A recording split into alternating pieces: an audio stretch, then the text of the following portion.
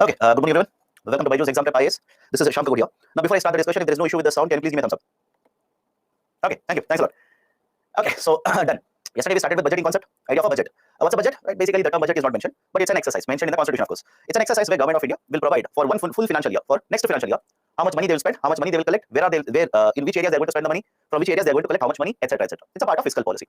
Okay. After that, we have seen different concepts related to budget. That is a surplus budget, a deficit budget, the gender budgeting concept, right, zero budgeting concept, etc. Thereafter, we have discussed the process, the preparation as well as the process of the passage of the budget. It is prepared. It is prepared by Ministry of Finance. Within Ministry of Finance, there is a Department of Economic Affairs. The Department of Economic Affairs has an office by the name of Budget Division. Budget Division will prepare the budget. Finance Minister will announce or will lay down the budget documents on the floor of the Parliament. And after that, we have seen basically how it is passed. It is basically first general discussion will happen. Then there are standing committees. After the standing committees submitting the report, there is a detailed discussion in the Parliament, right, that is in Lok Sabha. Then it is sent to Rajya Sabha. Then basically, right, it is sent to the President of India, who will provide the signature. And now we have allowed the Government of India to withdraw money from Consolidated Fund of India. Then after that, we have discussed deficits, the different types of deficits. Right, we have discussed the budget deficit, monetized deficit. Right, again, we do not calculate it now. We have removed them. Apart from that, we also calculate revenue deficit. Right, basically the difference between revenue expenditure and revenue receipts. Then effective revenue deficit, fiscal deficit, representing borrowings of the government. Then the idea of the primary deficit. Done. So this is what we have discussed yesterday. We'll basically pick it up from there. Now, before going forward, how many of you have come across an article, let's say headline or something of that sort? That is yesterday the budget documents, appropriation bill was passed. How many have seen that? Yesterday, the appropriation bill was passed. In the evening, after 6 p.m., the Lok Sabha, right, came together, and within 12 minutes, they passed the appropriation bill. Right, and I hope you now understand how they can pass in 12 minutes. Right, with so many demands of grants, not even one passed with detailed discussion, how they are able to pass it. Right, we have discussed the concept of guillotine yesterday. Yesterday morning, we discussed the guillotine, and evening, Government of India, that is again not government specifically, the Speaker of Lok Sabha applied guillotine yesterday. Right, so please be very careful. What we are discussing is actually happening in real time. Okay, now let's continue. Next concept is the Fiscal Responsibility and Budget Management Act, FRBM. Fiscal Responsibility and Budget Management Act. Now, what was the need for FRBM? Understand the logic behind it. The Government of India's expenditures were increasing. Government of India's expenditures were rising up, and as a result of this, revenue deficit was also increasing. Fiscal deficit was also increasing. Now, yesterday we have discussed this. Whenever you have fiscal deficit, it simply means what? You're borrowing money. But for what purpose you are supposed to borrow money? I told you there's a golden rule. The golden rule says that you should borrow money for creation of asset. But when you have FD as well as the revenue deficit, does it mean all the borrowings are used for creation of asset? Of course, no. Some of it is being used for consumption purposes. And that's the precise reason, in order to ensure that there is a proper financing methodology followed by the government. Government will reduce the expenditures. Government will make the expenditures much more qualitative. That is, we will spend more on capital side rather than on the revenue side. We have introduced a Fiscal Responsibility and Budget Management Act. Under the FRBM, right? Under the FRBM, let's start here. Under the FRBM, the first 2 points are important. One, reduce the fiscal deficit to 3% of GDP and reduce the revenue deficit to 0% of GDP. Now, anybody has a problem why we should reduce it to 0%? Let me know right now. We have discussed this yesterday, by the way. Right? We should reduce the revenue deficit to 0% and fiscal deficit to 3%. Right? Basically meaning, whatever borrowings you're doing, whatever you borrow from the market, you should use it for creation of asset. You should use it for creation of asset and not for consumption purposes. So first one, reduce FD to 3% of GDP and RD to 0% of GDP. And annually, right, I hope you understand, this was introduced in 2003.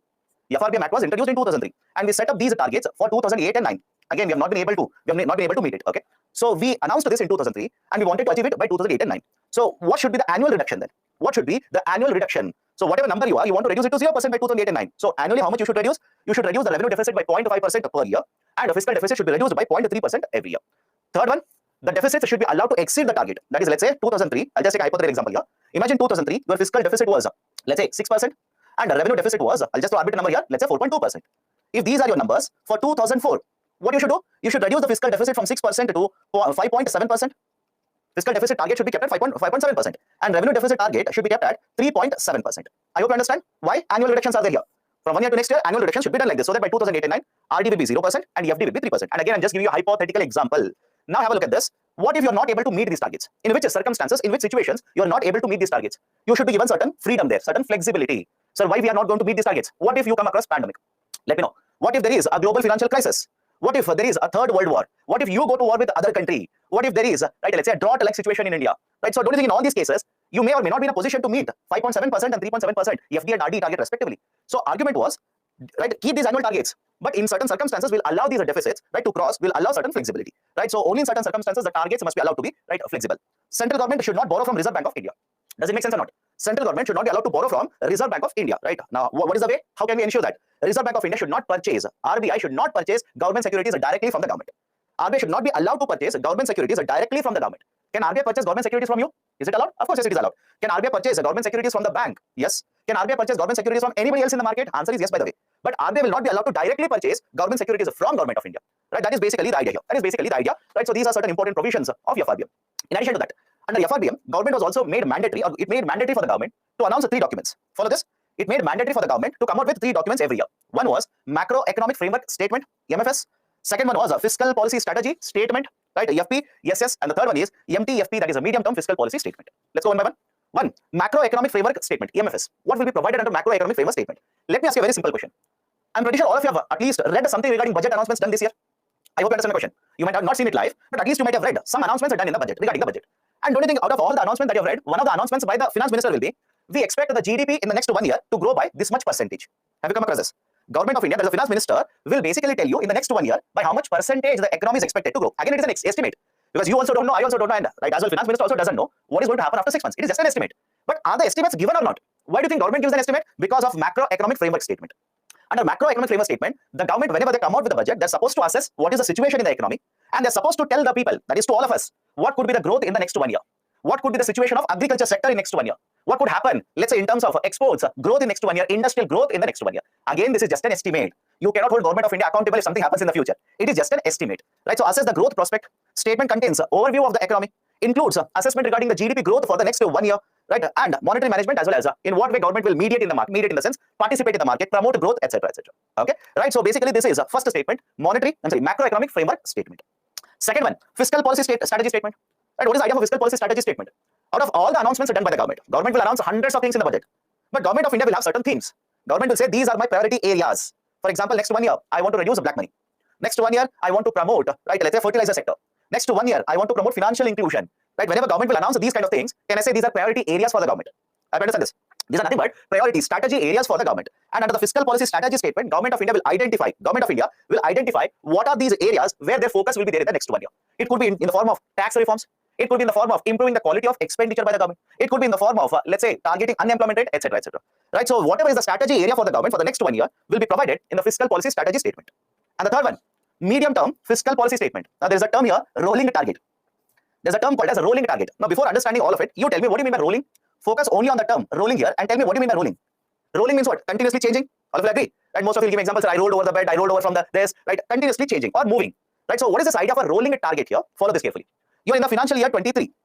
In the financial year 23, for the next 3 financial years, you will give certain estimates in the form of targets. Is it okay? You're in the financial year 23. For the next 3 years, you will give targets. So targets for what? Targets for revenue deficit, target for fiscal deficit, target of public debt, target of tax revenues and non-tax revenues, etc. But you tell me, if you have given the targets for financial year 24, 25, and 26, right? Don't you think they keep on changing? I hope you understand. Right? Let's say hypothetically you have given, right? Let's say the tax revenues. You have given a target of tax revenues of 10 lakh crore rupees. And for 25, you have given a target of tax revenues of 15 lakh crore rupees. And for 26, you have given a target of 18 lakh crore rupees. Now tell me, when you're in the financial year 24, don't you think for 25 and 26, numbers will change now? Estimates will change. Why? What if in 24, right, there's a pandemic? I hope you understand. What if in 24, there's a pandemic, there's a recession, there's a depression, etc., etc. Again, simple idea is there are a lot of factors which would have changed, as a result of which even the estimates will also change. That is the concept of a rolling target. What we'll do now, in financial year 24, imagine from 23 you shifted to 24. Now you'll give the estimates for the next 3 years. But what you'll do is, you'll adjust the data for 25, estimates for 25, you'll adjust. For 26, you'll adjust. Now for 27, you'll announce one more estimate. This is called as a rolling targets. Rolling targets. Right? When the number always increases, absolutely no guarantee. I hope you understand. There is no guarantee. How can you always think that will it always increase? No. Right? Because you do not know what is going to be happening in the macroeconomic situation. What if there's a recession? You tell me, what if there's a recession? Right? Don't you think numbers will be pulled down by the government? Will be reduced by the government? Of course, yes. So argument here is continuously the numbers are changing. I hope you understand. Continuously the numbers are changing, and because the targets are changing, these are called as rolling targets, moving targets or rolling targets. So under the medium-term fiscal policy statement, 3-year rolling targets are provided for these types of parameters, for these kinds of parameters. Done? Now, I told you FRBM was announced in 2003. We are in 2023. Don't you think some of the provisions under the FRBM Act are outdated? Think of it. We announced the FRBM in 2003, and we are in 2023. Don't you think we should amend certain provisions under the FRBM? Right? We should change certain provisions under the FRBM. That is the reason Government of India has set up a committee, NK Singh Committee. NK Singh Committee was appointed or was set up to look into the FRBM document and recommend changes in the FRBM.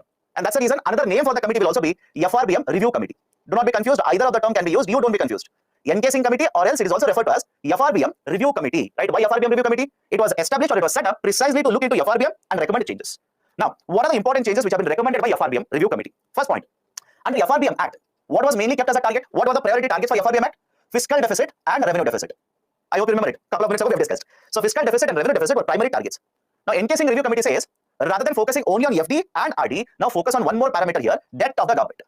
Debt of the government. Yesterday we have discussed what is the difference between FD and the debt. Do you remember it? Right? I've told you how the debt of the government is calculated. Right now there is a term called as a public debt.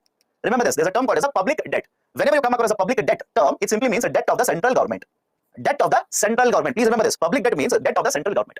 But when you come across the term overall debt or general debt, overall or general debt simply means a debt of the central government as well as the state government. Debt of the central government as well as state government. So what this committee said was, you're simply targeting FD and RD. Let's target them. Let's reduce them. But in addition to FD and RD, we should also target the debt levels of the government. Why? Argument is simple here. Please remember the yesterday's discussion. FD does not consider extra budgetary resources. FD does not consider off-budget borrowings. So don't you think if Government of India keeps on borrowing through the off-budget borrowing methodology, in the future, repayment liability on the government will be very high. I'll repeat the statement. Let me know if you disagree with me. If Government of India today keeps on borrowing heavily, right, through off-budget borrowing, they can simply show you a lower fiscal deficit. They can reduce the fiscal deficit. But what about the repayment liability in the future? Repayment liability in the future will be very, very high because of off-budget borrowing. That is the reason this committee said, let's target even the debt levels of the government. Let's target and reduce even the debt levels of the government. How much? Right? Overall understand this. The target that was given was 60% of GDP. The overall debt or the general debt has to be 60% of GDP. 60% simply between center and the state. I'll just round off the number, but I'll tell you what exactly numbers were given. Out of 60% of GDP, 40% of GDP was given as a target, as a debt for the central government, and remaining 20% as a target was given to all the states put together. Now you tell me, you've been reading newspapers. How many of you think the debt of the central government is around 40%? How many of you think the debt of the states is around 20%? And overall, we are somewhere around 60%. Anybody here who has read it and who says, yes, sir, we are very near to 60%? Absolutely no. Right now, the debt of both center and states put together is more than 85%. In last year, it was more than 90%. And why? Reason is simple. I'm not saying government is borrowing simply, wasteful expenditure. No. Because of the pandemic. Because of the pandemic, both the center as well as the states have been forced to borrow more and more money from the market, either directly or indirectly. And that is the precise reason why the debt target is 60, but we are not anywhere near to 60. Next one, to achieve this ratio, to achieve this particular target, we should also have annual targets. We should keep annual targets so that they'll be able to reduce these numbers and meet the targets. So what were these annual targets? Let me show a picture here. Please do not buy heart it. I'll tell you the reason. Right, these are the picture. This is the number. Please do not buy heart it. So what is the number here? Have a look at this number. Last line on the left side of the slide. Last line on the left side of the slide. For financial year 23, the central government's fiscal deficit was supposed to be reduced to 2.5%. Revenue deficit was supposed to be reduced to 0.8%, and the debt of the central government, the debt to GDP percentage ratio, was supposed to be reduced to 38.7%. Now, how many of you think we are nearer to this? That we have seen the data yesterday, fiscal deficit data, etc., etc., etc. How many of you think we are nearer to this? Absolutely no. For example, fiscal deficit for financial year 23, fiscal deficit target was 6.4%. 6.4%. And what were we supposed to reduce it to? 2.5%. Right. So argument is simple here. We are no way going to achieve any of these particular targets. But remember, these were the targets which were given by the NK Singh FRBM review committee for the government to achieve. So the center was supposed to drag the public debt down to 38% or 38.7%. Right. After that, they were supposed to drag down the RD to 0.8% of GDP, and fiscal deficit was supposed to be dragged down to 2.5% of GDP by financial year 23. And we are not going to achieve these particular targets now. That's the reason I said do not buy out the whole table. Right. That is not required now. Why? We know that we are not going to achieve it. Okay. Now, right now, what I would recommend is do not buy out the whole table. Do not buy out this whole table. But remember what was the target given. At least remember what was the target given. So how do I remember it? This is my trick. I'll tell you. This is how I remember. What is the revenue deficit target? 0.8%. 0.8% of GDP. I remember that. I'll simply multiply this by 3 times, just tweak it and make it as 2.5. CSAT people. Right? I know 0.8 into 3 is not exactly 2.4. I know that. Right? But basically tweak it a bit. Right? 2.5%. Right? And then basically I'll remember there's a 38.7%. Right? So this is my trick. You make your own trick. Right? Again, this is how I remember. How you remember is exactly left to you. And this is entirely a subjective matter. Okay, next one. We should have a fiscal council.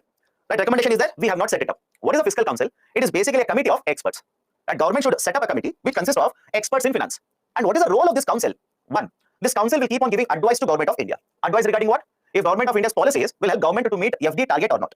If the policies of the government will help meet revenue deficit target or not. If a policy of the government is going to increase the deficit of the government, what policy should be implemented in order to meet the targets for the government? So these kinds of recommendations, advice will be provided by Autonomous Fiscal Council. So Fiscal Council will make their own plan, will recommend this to Government of India. It's an advice, right? It's not compulsory, it's an advice, right? Which should be followed by the government in order to achieve all these targets under the FRBM review committee. Does Government of India have a Fiscal Council today? Answer is no. We have not set up a Fiscal Council. It is still simply a recommendation. It is simply a recommendation. Okay. Now, I earlier said that in certain circumstances, we should be allowed, right? Or government should be allowed flexibility. Government should be allowed flexibility. All of you will agree with me? For example, during pandemic, imagine, right before pandemic hit us, we wanted to achieve fiscal deficit of 4%. Now imagine you're the finance minister, pandemic has hit Indian economy, will be able to achieve the target of 4%. I hope you understand. Will you be able to achieve a target of 4%? No. And as a finance minister, would you not like certain flexibility here? Of course, yes, you would want certain flexibility. That's the reason under the FRBM review committee and even under FRBM, flexibility up to 0.5% was provided. What do you mean by 0.5%? If your target is 4%, now you can change the target to 4.5%. And I hope you understand what is the importance of the flexibility. What is fiscal deficit? You tell me what is fiscal deficit? Borrowings? If I'm extending the fiscal deficit by 0.5%, what does it mean? Now you'll have more space to borrow money from the market. You'll have more space, even if you don't borrow, if the taxes receipts go down, the deficit will widen, you'll have more flexibility here. So what were the situations under which this kind of a flexibility will be allowed? If India goes to war, if there is an economic crisis, if continuously GDP is decreasing, right? If there's a natural calamity in the agriculture sector, right, etc., etc. So have a look at this. In case of certain situations, whenever there is a pressure on the finances, In these situations, the government of India will be allowed to extend, will be allowed to basically, right, will be provided a flexibility with terms of the deficits. Right? That is, these are the grounds on which flexibility will be allowed to the government. And next, have a look at this. The committee also recommended that 15th Finance Commission should be asked to recommend debt trajectory for states. If you have seen the picture that I showed earlier, the trajectory for reduction in the debt is given only for the center. Right? It is given only for the center. What about the states? This committee says we should also ask the 15th Finance Commission to provide a trajectory. Trajectory means path. The trajectory for reducing the debt should be provided to the states by the 15th Finance Commission. Done? Right? So these are certain very important recommendations of N.K. Singh committee. Now, next concept, public debt. Next concept is public debt. Now, what do you mean by public debt? Right? I've discussed this already. Public debt simply means what is the debt of the central government. What is the debt of the central government? Now, right, this particular central government debt, we have discussed all of this. I'm just revising it now. Central government debt can be divided into external debt as well as internal debt. Central government debt can be divided into external and internal debt. Most of the debt that we have is internal in nature. Most of the debt we have is internal in nature. Point number one. And what is the advantage, etc., etc. I hope you remember. It's not as if I'm throwing some new concept at you people. We have discussed all of it. Second point, whenever you talk about the general debt or overall debt, whenever you talk about a general debt or overall debt, most of the debt is of central government. How much? Generally more than 70%. More than 70% of this particular overall debt is of the central government itself. Right, sir, why central government debt is higher? Because central government has more responsibility in order to manage economy compared to states. That is the reason the central government debt is higher compared to the debt of all the states put together. The government also has a portfolio of majority long-term bonds. Understand this carefully. I've explained this. Again, I'll repeat the question. Right, earlier I've asked you, I'll repeat the same question. Imagine you take a housing loan. Imagine you take a housing loan. You tell me you want the housing loan to have a tenure of, let's say, 1 year or 20 years. Let me rephrase the question again. Let me repeat the question. You have taken a housing loan. You want the housing loan to be repaid in 1 year or 20 years. What makes better sense to you? It should be 20 years. I hope you understand. It should be 20 years. You can repay in 1 year. Nobody's going to ask you why. But you would want a longer tenure. You want a longer tenure so that there is no pressure, no burden on your finances. That's the reason. Now replace housing loan with government bonds. Replace, right, housing loan with government bonds. What is a government bond? Borrowings of the government. Now you tell me, you are the government, you want to have the repayment in 2 years or let's say 30 years or 10 years or 40 years. I hope you understand. Don't you think the other side makes a better sense? As the government, the other side, that is longer tenure bonds, always makes good sense to you. Right, so argument is simple here. The government has borrowed money, but most of it, right, a large chunk of it is having a longer tenure, right, a higher maturity period. The government debt is characterized by low foreign exchange risk. The government debt is characterized by low foreign exchange rate risk. What do you mean by this? Imagine you're the Prime Minister. Today you borrowed $1 from, let's say, rest of the world. Let's say from World Bank. $1. Now have a look at this. When you borrowed $1, exchange rate was 50 rupees. $1 is equal to 50 rupees. Now, when you have a repayment liability, $1 is equal to 60 rupees. Right? You tell me, are you not paying more rupees for the dollar that you borrowed? Let me know. Are you not paying more rupees in terms of repayment? Can this be a problem for the government? Anybody, again, this is not just applicable to only government. Even companies will borrow from external market. Can this be a problem? Of course, yes. This is called as exchange rate risk. Exchange rate risk. Now, do you think government faces exchange rate risk? Apply what you have learned so far and you tell me, do you think government faces more exchange rate risk? No. The government faces very, very minimal exchange rate risk. Why? Most of the debt of the government is internal in nature. Very small part is external in nature. Okay, government debt is characterized by low foreign exchange risk. Okay, next point. India's public debt is lower than many of the developed countries. In case of many of the developed countries, the debt is much, much higher. Many countries have debt of more than 100%. India's debt, even today, comparatively is lesser. But should we maintain at the 90% level? Of course, no. We will have to reduce it. Okay, so these are certain very important points regarding public debt or features of public debt. Done. Now, this is the end of the discussion of the budgeting. Let me enter into one more very important concept now. Finance Commission. One more very, very important concept of Finance Commission. Now, point number one. I'm pretty sure you've learned about Finance Commission, at least the basics part of it in polity. I'll focus on the economic side of it. Right? And that is required in GS paper. Okay. Now, what's a Finance Commission? It's a constitutional authority. Point number one. It's a constitutional authority, constitutional body set up by the President of India once every 5 years. Once every 5 years, this authority is established. What article will provide the authority to the President? It is under Article 280. Sir said you will discuss. Okay, I'm discussing. Focus now. Under Article 280, the Constitution of India authorizes the government, and when I say government, it is the President of India. Okay, so President of India to establish one constitutional authority, that is Finance Commission. Now, it is set up by the President once every 5 years. In fact, the Constitution says once every 5 years, or whenever there is a need for it, whenever there is a necessary requirement of it. The Constitution of India has recommended a composition for this. That is, the composition will be 5 members. The composition will be 5 members. It will consist of 5 members, and it will have 1 chairman and 4 members. The 5 members are divided into 1 chairman and 4 members. So, who will appoint all of them? Simple. Government of India. Government of India will give the recommendation to President of India. President of India will appoint the people. So, 1 chairman plus 4 members. Now, next question is, why is the Government of India appointing Finance Commission? What is the need for having a Finance Commission? Right? These are the reasons. Let's go one by one here. Let's go one by one. First one, most important, and this is the most important function. Remember this: to recommend devolution of taxes. To recommend devolution of taxes. What do you mean by devolution of the taxes? Let me start with the basic idea here. Central government will impose and collect taxes. All of you remember this? Will impose and collect taxes. What kind of taxes? Many direct taxes are there and many indirect taxes are there. But one speciality about these taxes is that these taxes are applicable at all India level, pan India level, right? What do you mean by pan India level? All India level. For example, corporate taxes. You tell me, is it applicable only for certain region in India or the whole of India? Income taxes, right? Let's say GST. Again, under GST, sir, what? Even the SGST is counted here. You should not ask me that question now, right? It is of course CGST. What about customs duties? Don't you think all these taxes are pan India? Pan India means are implemented throughout India. So under the 7th schedule of Constitution of India, central government has been given the power to impose and collect these kinds of taxes. But now the question arises, should the central government only be allowed to use the taxes? Should we allow only the center to use these taxes? Of course no. Then what will the states do?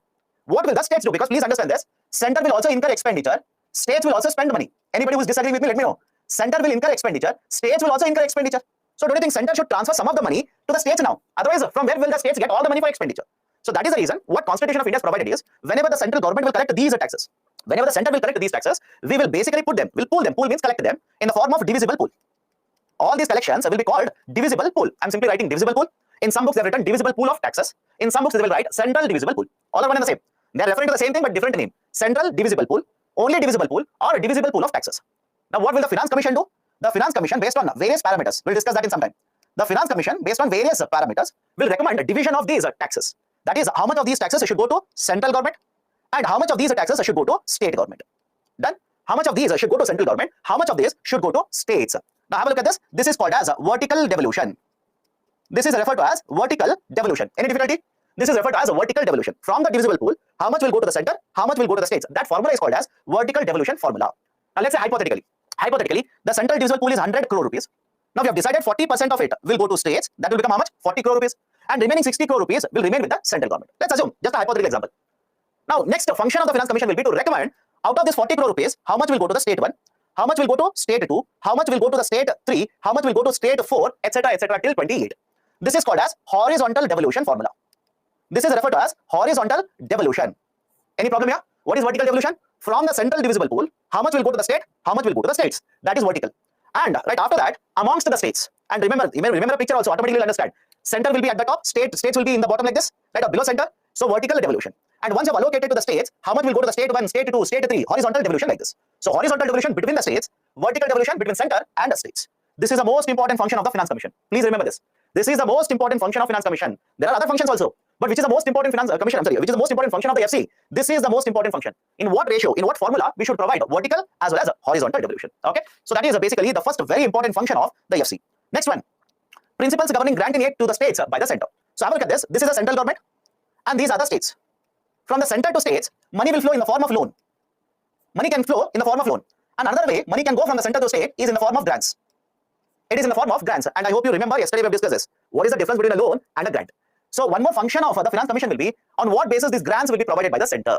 On what basis the grants will be provided by the center to the states. So first one, devolution. Second one, how the grants should be distributed. Third one, what measures should be taken by the states to increase the fund collection under the consolidated fund. I'll repeat it. Just like the central government, even the states have consolidated fund. So what measures should be undertaken by the states governments in order to improve the collection under the consolidated fund of the states? And the fourth one, any other matter which is referred by the President of India to the Finance Commission. Any other matter. Is there any matter, right, which is recommended, or sorry, which is asked by the President of India to look into by the Finance Commission? They will look into it and give a recommendation. So these are the four very important reasons or the areas why Finance Commission is established and the recommendations are provided. And the next point, please remember this, these are simply recommendations. Are these mandatory for the government to follow? Right, I'll repeat it. Remember this, these are simply recommendations. In fact, they will also say these are simply advisories. These are advisories. This is an advice. That's it. Is the central government supposed to follow all these advices? Absolutely no. There is no guarantee that the center will follow these recommendations. It is entirely the prerogative of the central government. They might follow it, they might simply not follow it. Right, so that is the precise idea regarding the concept of Finance Commission. What is the third point? I'll repeat it again. Third point simply means central government has consolidated fund. All of you will agree, center has consolidated fund. Will the states also have consolidated fund? They should have it. Again, even if you have not read it, it's basically an idea where the states will announce a budget. From where do you think the states will get the money from? Right, consolidated fund of the states. So what measures should be taken by the states in order to increase the funds within the consolidated fund of the states? Augment means collection. Augment simply means collection. Okay, right. So this is basically the third recommendation. Horizontal formula simply means how the division will be done between the states. I'll give you the data. Please have patience. Okay. Now, right now, which Finance Commission is working in India? Right. Whose recommendations are applicable in India? It is the 15th Finance Commission. Remember this. It is the 15th Finance Commission recommendations which are applicable in India. The recommendations will start from financial year 21-22 and will run till financial year 26. Remember this. The recommendations are applicable for 5 years. That is from 21 to 26, 21-22, 22-23, 23-24, 24-25, and 25-26.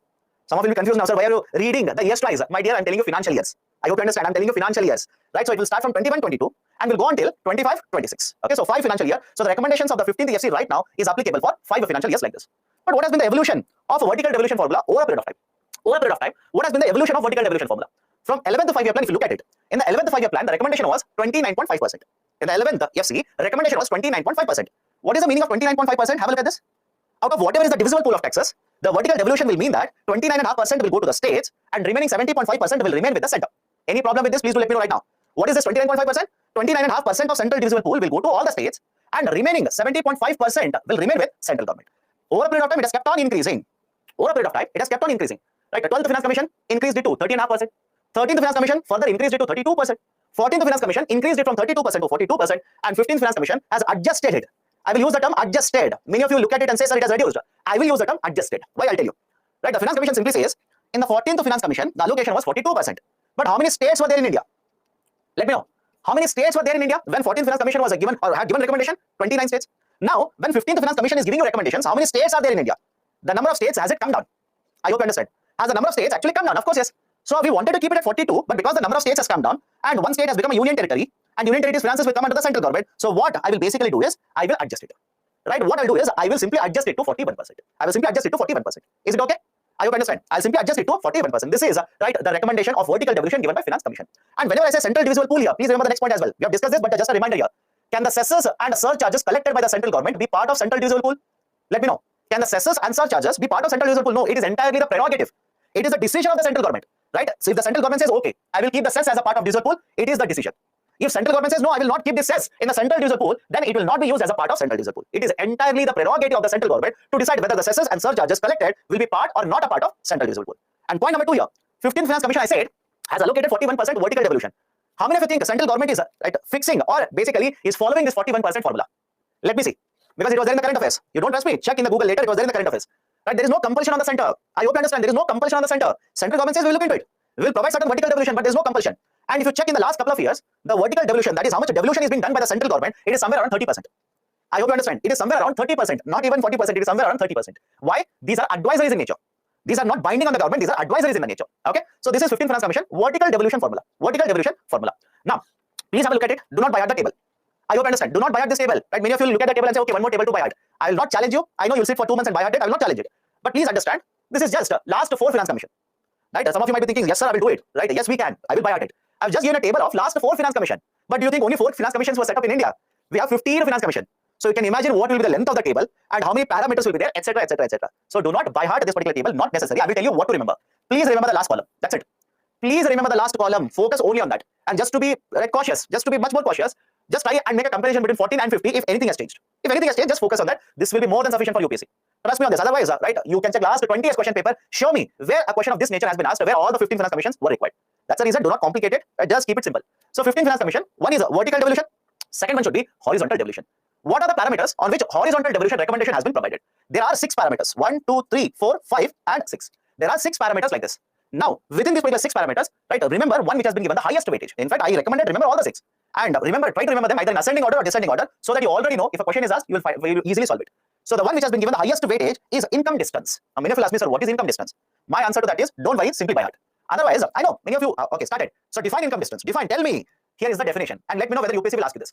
Income distance refers to the distance between the incomes of highest earned states to the lowest earned states in terms of their per capita gross state domestic product, which is the average of 2016 to 2019. Now tell me how many of you understood what I said in the last 30 seconds. Is it okay? I'll repeat it again. Right, so repeat. Income distance is the distance between the one with the highest per capita to the one with the lowest per capita, which is the per capita gross state domestic product of last the 3 financial years between 2016 and 2019. Right, I hope you understand. Right? Is it required? My question is it required for UPSC? Absolutely no. I hope you understand. It's not required. So that's the reason. Do not try to basically buy hard everything. Don't do that. It's not at all required. Okay, so these are the 6 parameters. What are the 6 parameters? One is the highest weightage, income distance. 45%. Okay, 45%. Second one is, right, the second highest is 2 parameters. One is the population of 2011. Second one is the area of the states, 15% each. Third one is the demographic performance, right, which is given a weightage of 12.5%. Fourth one is 10% forest cover. And the fifth, the lowest one, is 2.5%. In fact, I've written a short form here. I'll show you what is, right, the tax and fiscal efforts, T and FE. Right, so I hope you understand these are the 6 parameters. Now, as I'm saying, again, you're asking a question. Please do not by heart the meanings of all of them. They will not ask you. For example, forest and ecology, FND, forest and ecology. They will talk about 80% canopy. Right, they'll simply say the state which has a very high forest coverage and where the dense forest coverage is very high. Now, what is the dense forest? Where the canopy coverage is very, very high. Right? So all these are very, very technical concepts. Leave it. Even if you ask, I will not discuss it, right? Because it is not necessary for UPSC. It is no way necessary required for UPSC. Remember all the 6 parameters and simply go it.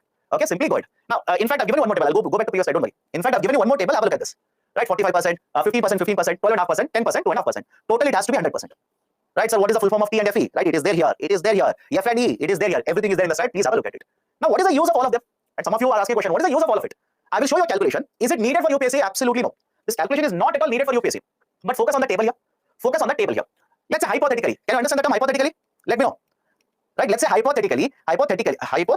See, early morning. Even my English is weak. Hypothetically. Let's say there are 2 states.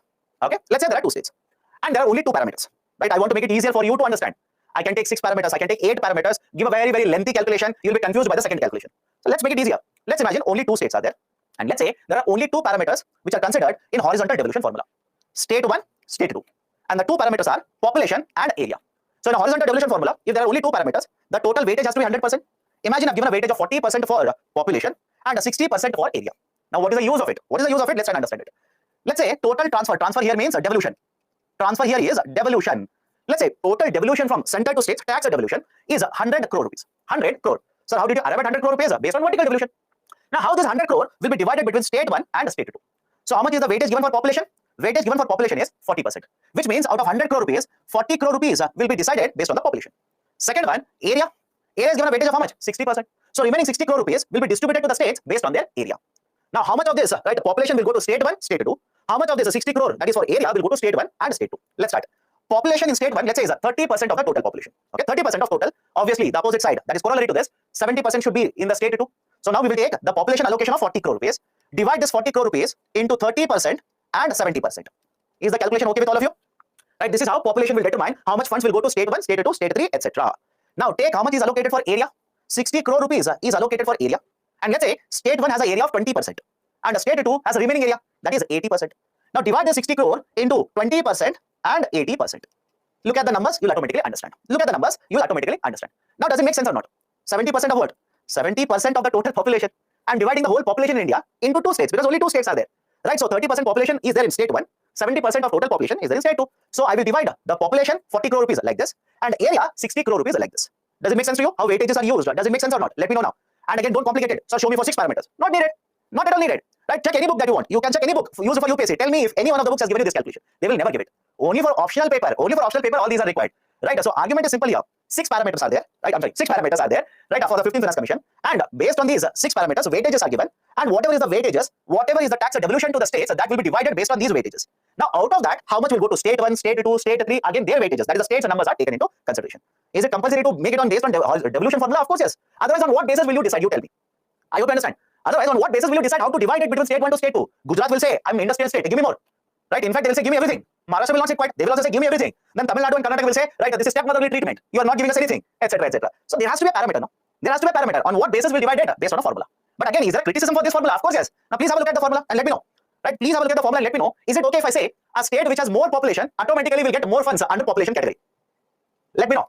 Does it make sense or not? A state which is larger in size will automatically get more funds, right, under the 15th Finance Commission. Now, is it okay if I say, look at the states such as Uttar Pradesh, states such as Maharashtra, Rajasthan, right? Don't you think these are very populous states plus large states? I hope you understand this. These are populous states plus larger states. So don't you think these will be the states which will get more and more tax devolution from the center? Right? That is the reason. I hope you understand. That's the reason southern states are against this.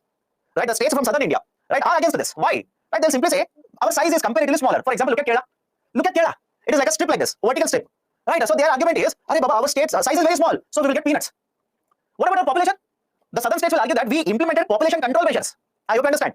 We implemented population control measures post 1970 in India, and we have implemented it much more effectively compared to states from northern India. And because we have implemented much more better way, our population is lesser compared to northern states population. We are being penalized for it. I hope you understand. We are being penalized for it because we have implemented the policies in a much better way. We are being penalized because of that now. And I hope you are reading certain speeches which are given by finance ministers from right other southern states, Kerala, Tamil Nadu, etc. Right? For example, the revenue minister, the finance minister of Tamil Nadu recently gave this statement. If you look at this kind of a devolution, it is as if we are incentivizing inefficiency. I hope you understand what I mean by this. If you look at this kind of a devolution, it is as if we are rewarding those people who are inefficient. I hope you understand. Right? So this is basically the criticism. So this is a criticism against right the Finance Commission recommendations. And again, this is not just applicable to only Finance Commission, one Finance Commission. Generally, this has been a criticism. This has been a criticism. And I'll tell you one more point. If you look at the total taxes collected by the government, generally large amount of taxes will go from states such as Gujarat, Maharashtra, Karnataka, Tamil Nadu, Andhra. That is Andhra Pradesh.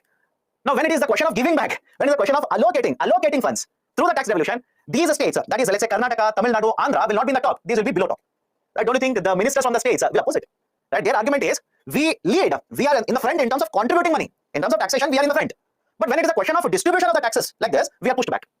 Right? So these are the various concepts related to the Finance Commission recommendations. Please remember this. There's a criticism related to this. Okay. Now have a look at this. I told you how the devolution will happen, etc., etc. As per the committee recommendations.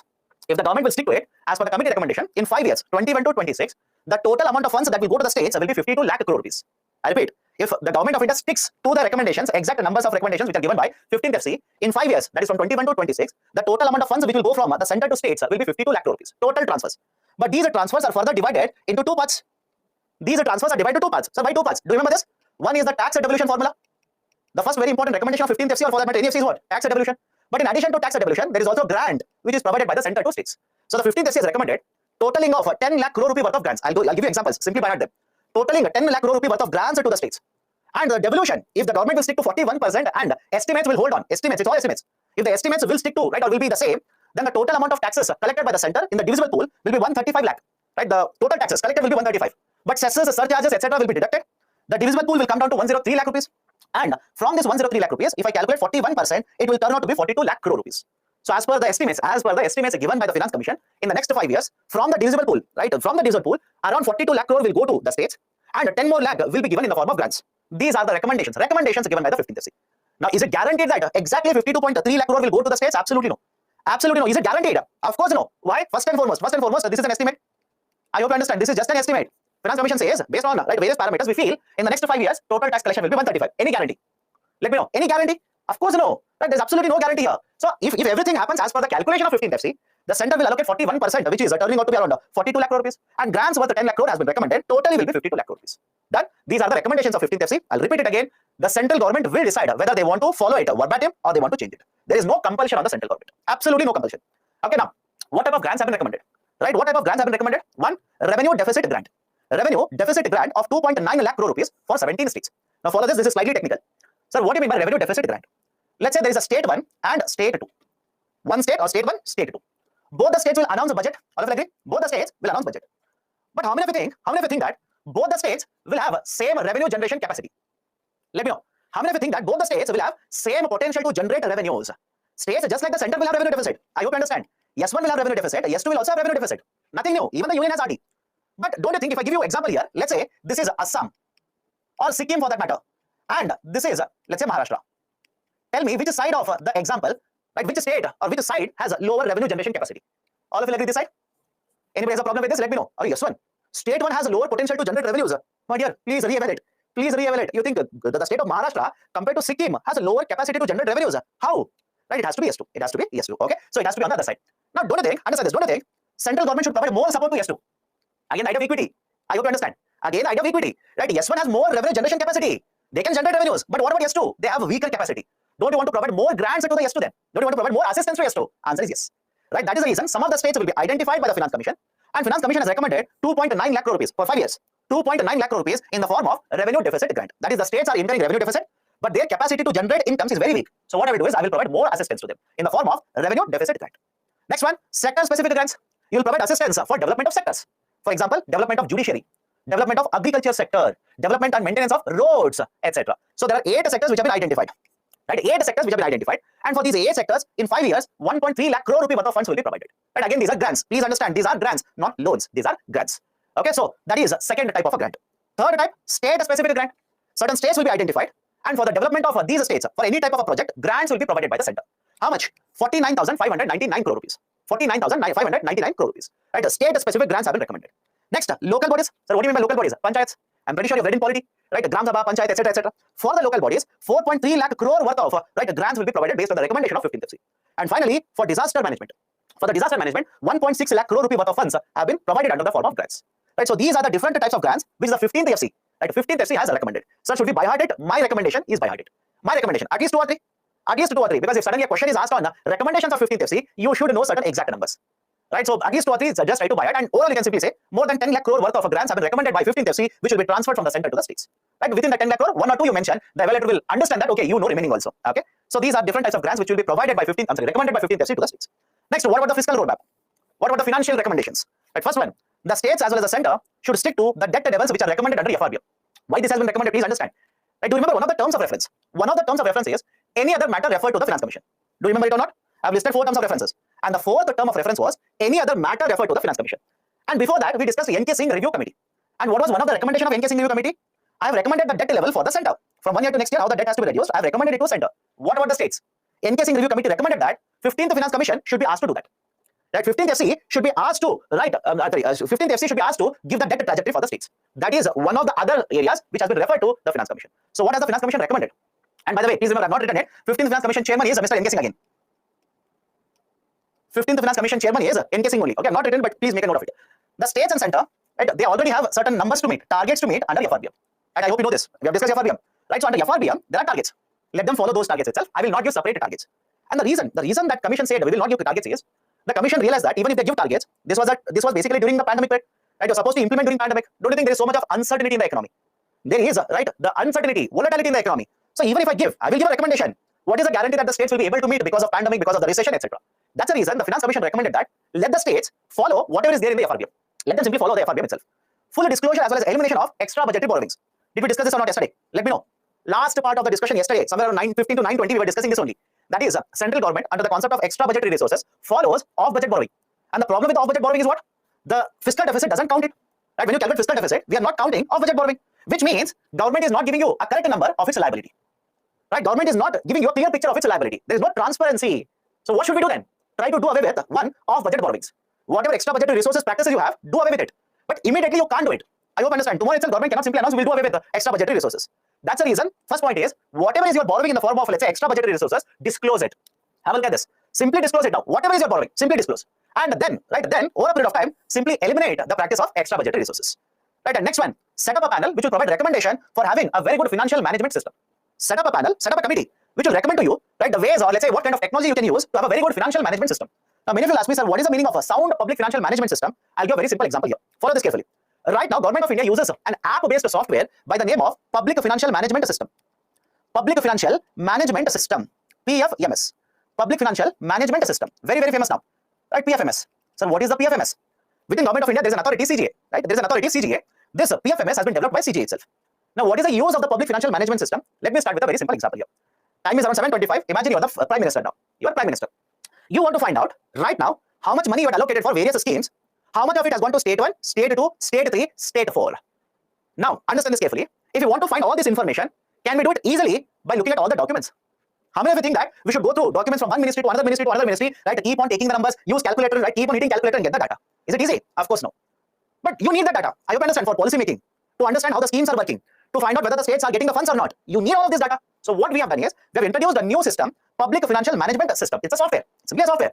Under this, it will simply keep a track. All the funds which will go to, let's say, from the center to the states in the form of central sector schemes, as well as centrally sponsored schemes. I'm giving you one benefit here. Have a look at this. Whatever central sector schemes are there, centrally sponsored schemes are there, how much fund has been allocated, how much funds are going from one state to, right, let's say, from the center to one state, center to the second state, etc., etc., etc. In simple terms, real time information will be available for all the finances related to these kind of schemes for the government. In real time means quickly, right now. In real time, whatever information you require regarding the finances of all these schemes, you can get all this information from Public Financial Management System software. Is it not a sound financial management system? Let me know. Is it not a sound financial management system? Of course, yes. Under this, immediately you can find out, right, how much fund is going to scheme A, how much funds are going to state 1, how much funds are going to state 28, etc., etc., etc. Right, so this is an example of having a sound financial management system. So what Finance Commission says is, set up a committee which will recommend these kinds of systems to you. Okay, right, so this is one more recommendation regarding financial roadmap. Regarding taxation, one, we need to broaden the tax base. Do you remember the term tax base? Let me see. Do you remember the term tax base or not? Right, we have discussed this in taxation. Tax base refers to any object. Object means income, asset, profit, etc., on which government can impose a tax.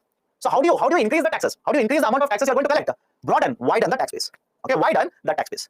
Streamline the tax rates. Can be applied in the form of capital gains tax? Can we apply this recommendation, let's say, to capital gains tax? Can we apply this to GST, goods and service tax? Right, so streamline the tax rates. Right, there is a requirement of streamlining various tax rates in India. Provide a lot of training to tax officials. There are a lot of officials, tax officials in India. We will have to develop certain institutions and provide training, right? Keep these officials trained so that they will be implementing taxation policies in a better way. And finally, regarding GST, there's a huge amount of a shortfall in GST revenue collections. There's volatility in the tax collections, and there is a huge amount of revenue shortfall. Revenue shortfall means we wanted to collect X rupees when we implemented GST. We wanted to collect X rupees, and now we are not able to do that. So there is a shortfall in the GST. Address the issues in the GST so that the collections under GST will improve. Done? Right? So GST challenges are also there. Please address it. And finally, regarding defense. 15th FC was also recommended regarding defense. First, very important, and this is the most important point. Remember this. In the defense, the commission says we should set up a fund. Right? We should set up a fund. Right? What is this? A fund. The name of the fund is Modernization Fund for Defense and Internal Security. MFDIS. MFDIS. Modernization Fund for Defense and Internal Security.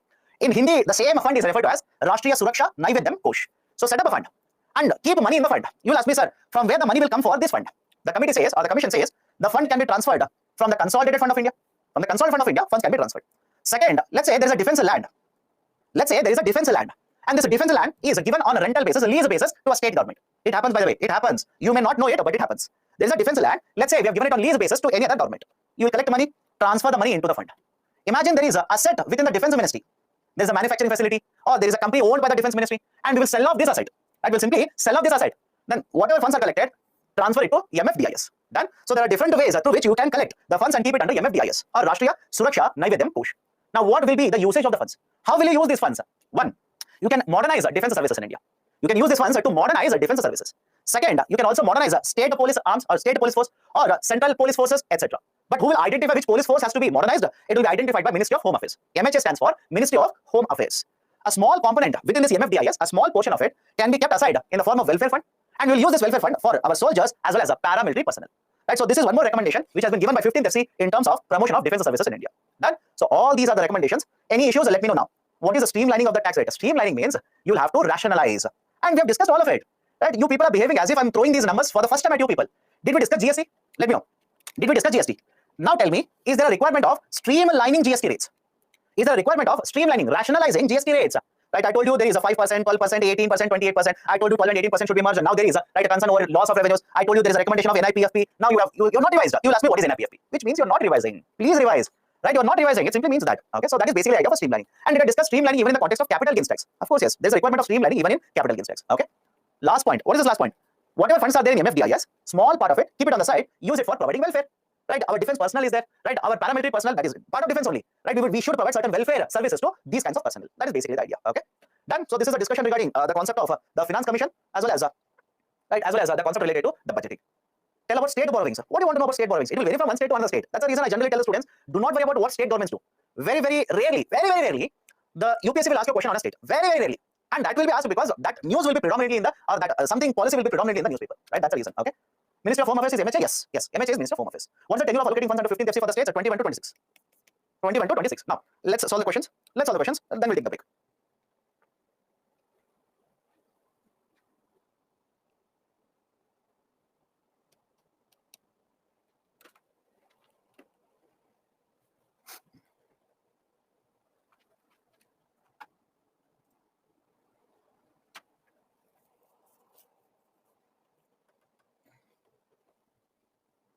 Just check what I've done. Right, I think I've given a wrong option. Let's solve it. Don't worry. I'll tell you what is the right option. I think I've given a wrong option. With reference to the union government, consider the following statements. Okay.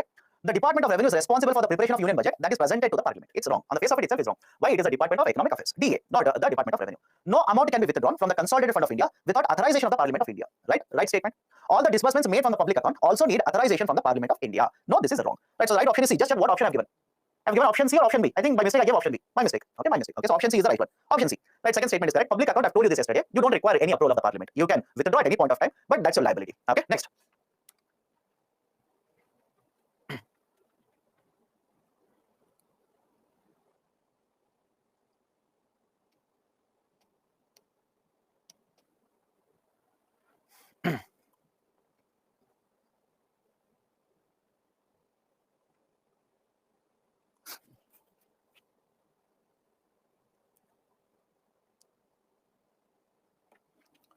Okay, 57% have answered correctly. Why?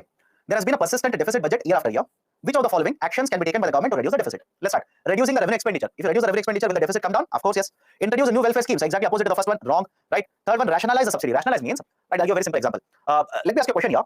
LPG subsidy is given in India. Done. LPG subsidy is given. How many of you think LPG subsidy is given to every house in India? And moreover, right, the question is the same thing. Do you think LPG subsidy should be given to every house in India? No. Right? Rationalization means implementation should be efficient. Idea simple here. Implementation should be very, very efficient here. Right? Argument is LPG subsidy should not be given to everyone. Not required. We'll identify the right beneficiaries. We'll give LPG subsidy to only them. Can I call this as a rationalization of subsidies? Answer is yes. Right? So efficient implementation of a policy is called as a rationalization. Okay. Right. So first one is correct. Third one is correct. Right option for the question will be option A, 1 and 3 only.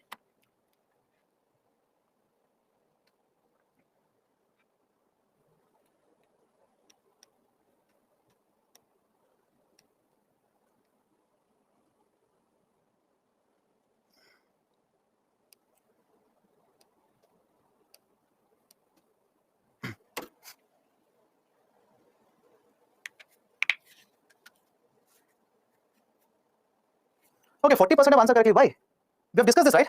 Vote on account deals only with the expenditure side of the government budget. Correct or wrong? It's correct, by the way. Yesterday we have discussed this. Vote on account deals only with the expenditure side. Interim budget does not give the complete financial statement like a full budget. It gives a complete detail. So second one is wrong. Okay. So right option for the question will be option A here. Option A is the right one. Now, a descriptive question here. Public expenditure management is a challenge to the government of India in the context of budget making during the post-liberalization period. Clarified. Do not worry about the term post-liberalization period. Why? Post-liberalization simply means after 1991. I hope you understand. After 1991. Now, we have not discussed the liberalization policies. Later we'll discuss. When I take up industries, we'll discuss it. Now, why do we say it's a challenge for the government to make budget after liberalization period? These are the reasons. First, basically understand this. You'll have to start with intro. And what can be an intro? The government of India in 1991 implemented a new set of policies, very famously referred to as LPG reforms. Post implementation of LPG reforms, the government has been government has been facing, not changing, not challenging, government has been facing various challenges in terms of expenditure management. What are these? Let's start. Right. Point one, fiscal deficit. Don't you think fiscal deficit is a challenge for the government today? Right. Crowding out. I've not explained crowding out. Let me explain it now. Follow this very carefully. Let me explain it. Now, here is the government of India. Let's say in 1 year, government of India borrows heavily from the market. Heavily means what? Increases its borrowings.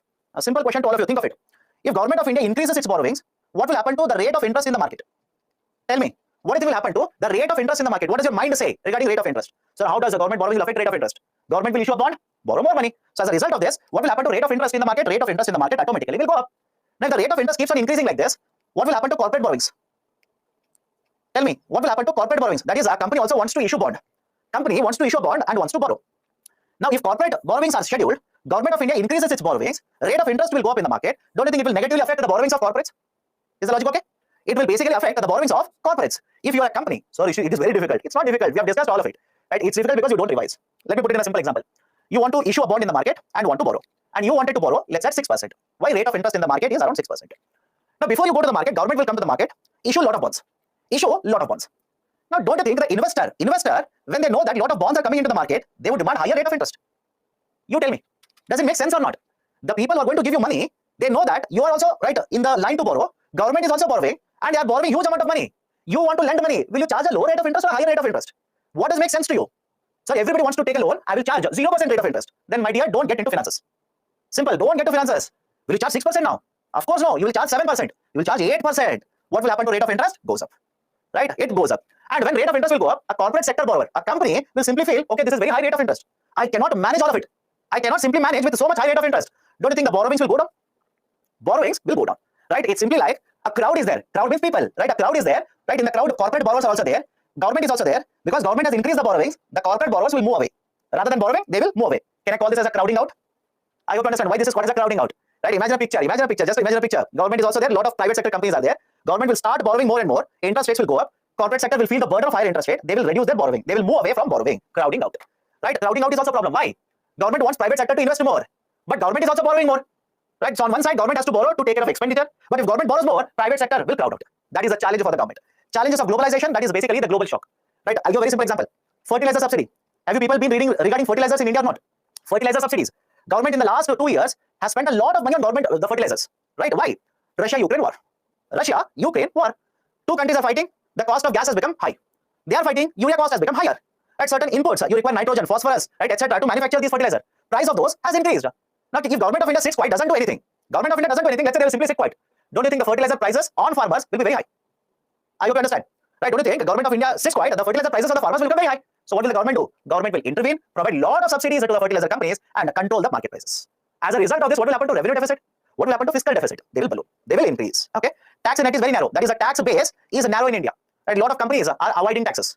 A lot of taxpayers are evading taxes, right, etc. So the tax base is narrow. Capital expenditure is also a challenge. Why? On one side, you need to ensure that India will become a $5 trillion economy. You need to spend a lot of money.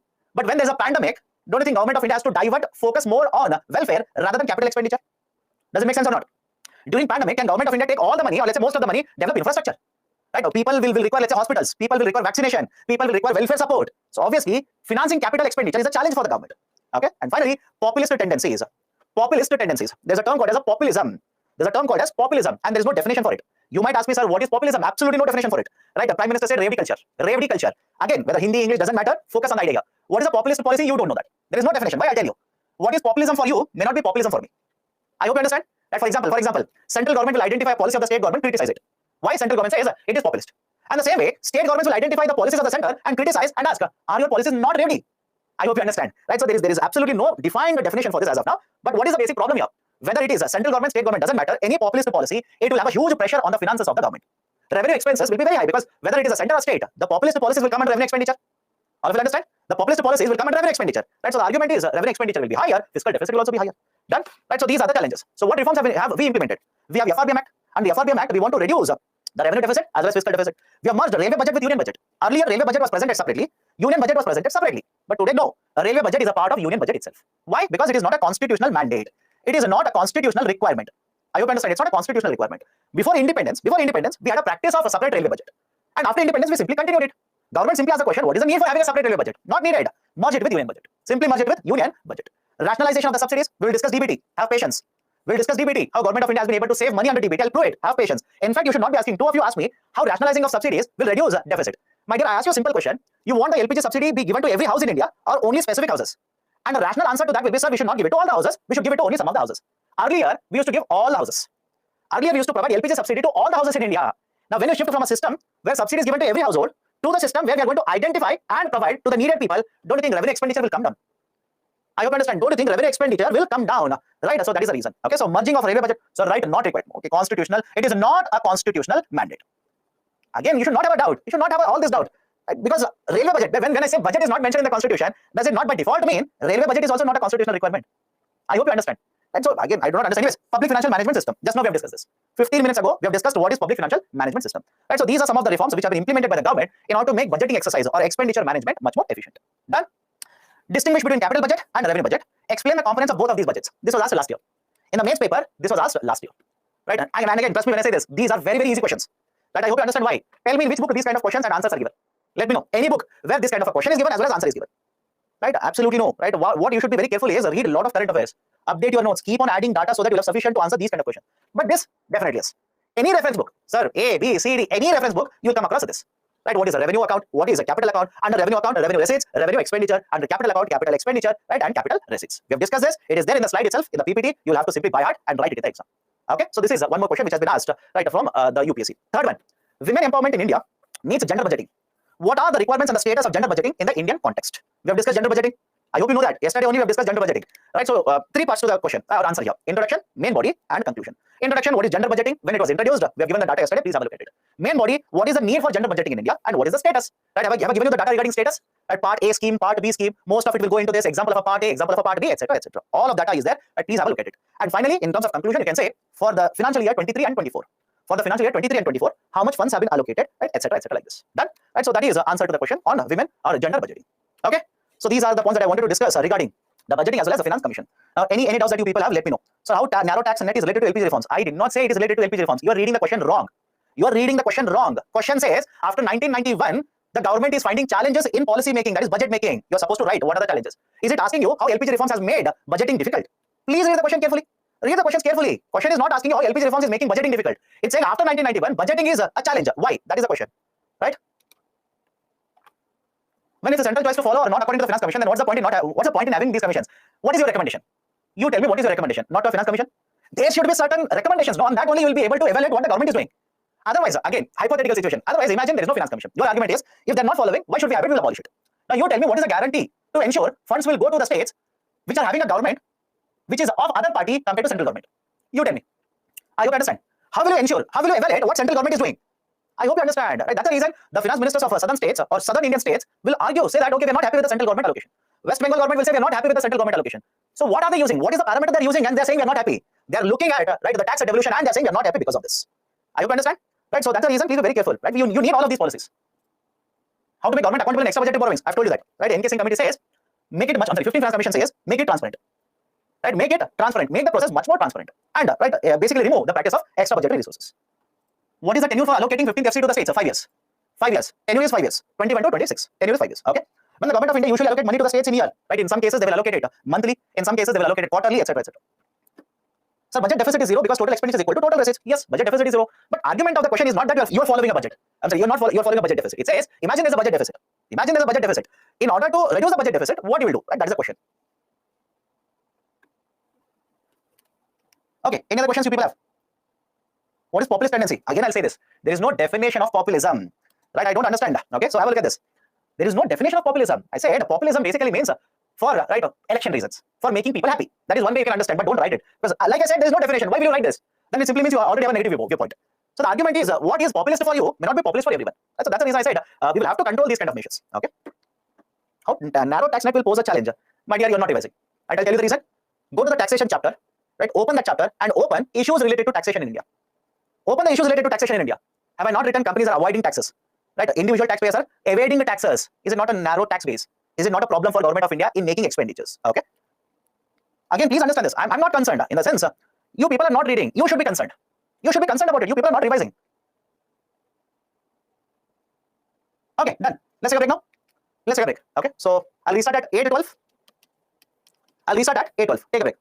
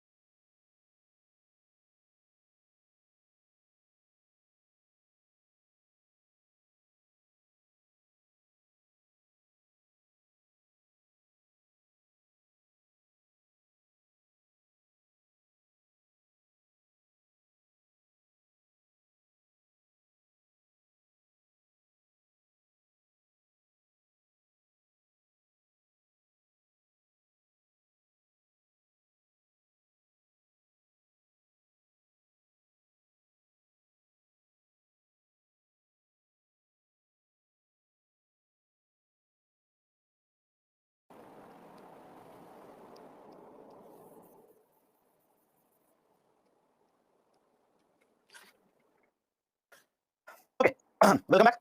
Am I audible? Let me know. Am I audible? Done. Let's start. So the next chapter that we'll be discussing will be financial market. Concept of financial market. In financial market, what we'll discuss? We'll start with the structure of the financial market. Then we'll discuss external commercial borrowing, concept of credit rating, mutual funds, ETF, exchange traded funds, the P notes, types of bonds, and as usual, we'll take up questions. Now let me start with the idea of financial market. What do you mean by the financial market? And whenever you come across the term financial market, do not imagine there is literally a physical market. I hope you understand what do you mean by physical market? All of you have been to market to purchase onion. All have been to market to purchase groceries. Do not imagine that such market is there. No, everything is done online now. Right? Everything is done online. So do not imagine that and don't ask me, sir, where should I go to purchase this? Where should I go to sell this? No, you can do it everything online itself. Okay, let's start. What is the financial market? Financial market facilitates trading of financial instruments. Trading of financial instrument. Any example of a financial instrument? All of you heard of bond now? Yes or no? Let me know. All of you heard of bond? Government bond is there. Corporate bond is there. Right? So basically, financial market will facilitate. Facilitate means allow, promote buying and selling of instruments such as bonds. Instruments such as shares. We'll discuss today. It will facilitate sale of shares. It will facilitate trading of bonds, etc. So whenever any market will facilitate trading of financial instrument, we'll simply call this as a financial market. Financial market, for convenience, has been divided into two parts. One is the money market. Second one is the capital market. So why do we divide this into money and capital? Let me start with a very simple example here. Imagine here is a company. Okay, imagine here is a company. Company will require money for short duration. Company will require money for short duration. Company will also require money for long duration. Sir, for what reason? Let me give you examples. Company wants to borrow. Company wants to borrow so that they will purchase raw materials. They will pay for raw materials and purchase raw materials. They will have money to pay for electricity bill. They will have money to pay for salaries of the employees. Done? So whenever the companies will require, right, whenever such borrowers are there who want to borrow for shorter duration, generally up to 1 year. Shorter duration means up to 1 year. They will go to a market which is called as a money market. Let me know right now itself. Right, a borrower is there.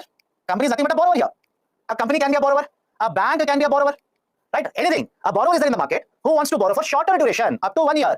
For this kind of requirement, for up to 1 year, we go to money market. And these requirements, that is paying for salaries, paying, let's say, for raw materials, etc., etc., the money that is required is called as working capital. Is referred to as working capital. What do you mean by working capital? The money that is spent by the company on day-to-day basis for taking care of day-to-day requirements such as raw materials, electricity, salaries of the employees, etc. So for working capital requirement, borrowers will approach money market. What about longer duration? You want to purchase one more company. Agreed? You want to purchase one more company. You want to purchase a machine. Will you borrow for a shorter duration? No, you will borrow for longer duration. Now, can I simply say for capital requirements, that is investment requirements. Capital investment requirements, the company will approach the capital market. Right, so remember this, for working capital requirements, we go to the money market. For investment requirements, long duration, we will go to capital market. Right, so again repeat it. You want to borrow for short duration, you will go to money market. Short duration means up to 1 year. You want to borrow for more than 1 year duration, you will go to capital market. Now, money market, I've given certain examples here. Capital market is further divided into two parts. One is a debt market and the other one is equity market. And many of you are typing, what is equity? I'll go to that, have patience. I've not yet finished this, have patience. Let's go one by one. Let's start from this side, money market. But before that, I've given you certain differences between both capital and money market. Have a look at it.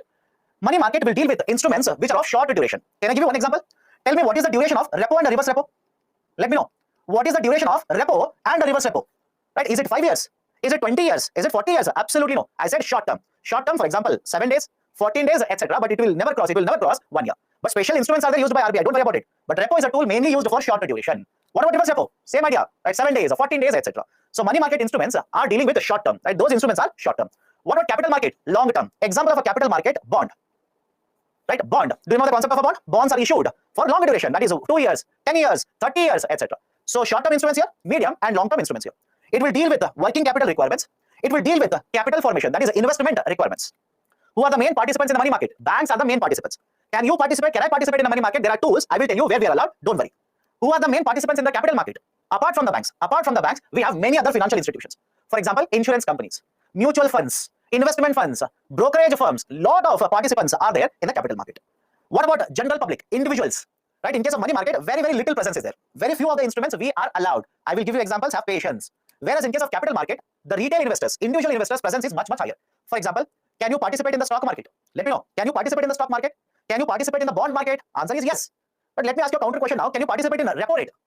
Can you participate with RBI under repo rate? No. Repo rate is an agreement between RBI and a bank. What about reverse repo rate? Again, no. It is an agreement between a bank and a RBI. What about, let me ask you one more question. What about marginal standing facility? Can you participate in the marginal standing facility? Again, no. Right? So that's the reason retail investor participation in money market is very, very small area. I'll show you that.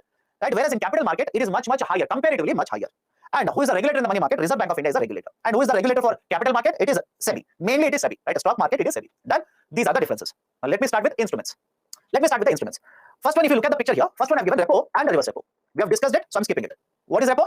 It's basically a system or an agreement wherein RBI will give a short-term loan to the bank. Simple. For short term, RBI will give loan to the bank for 7 days, for 14 days, etc. What about reverse repo? It's basically a type of agreement wherein the bank will give loan to RBI, again for shorter duration. So again, we have discussed repo, reverse repo in detail earlier. That's the reason I'm not touching it. Let me start with the second one directly. Let me start with the second one directly. 2, 3, 4, and 5. Let me start with call money market.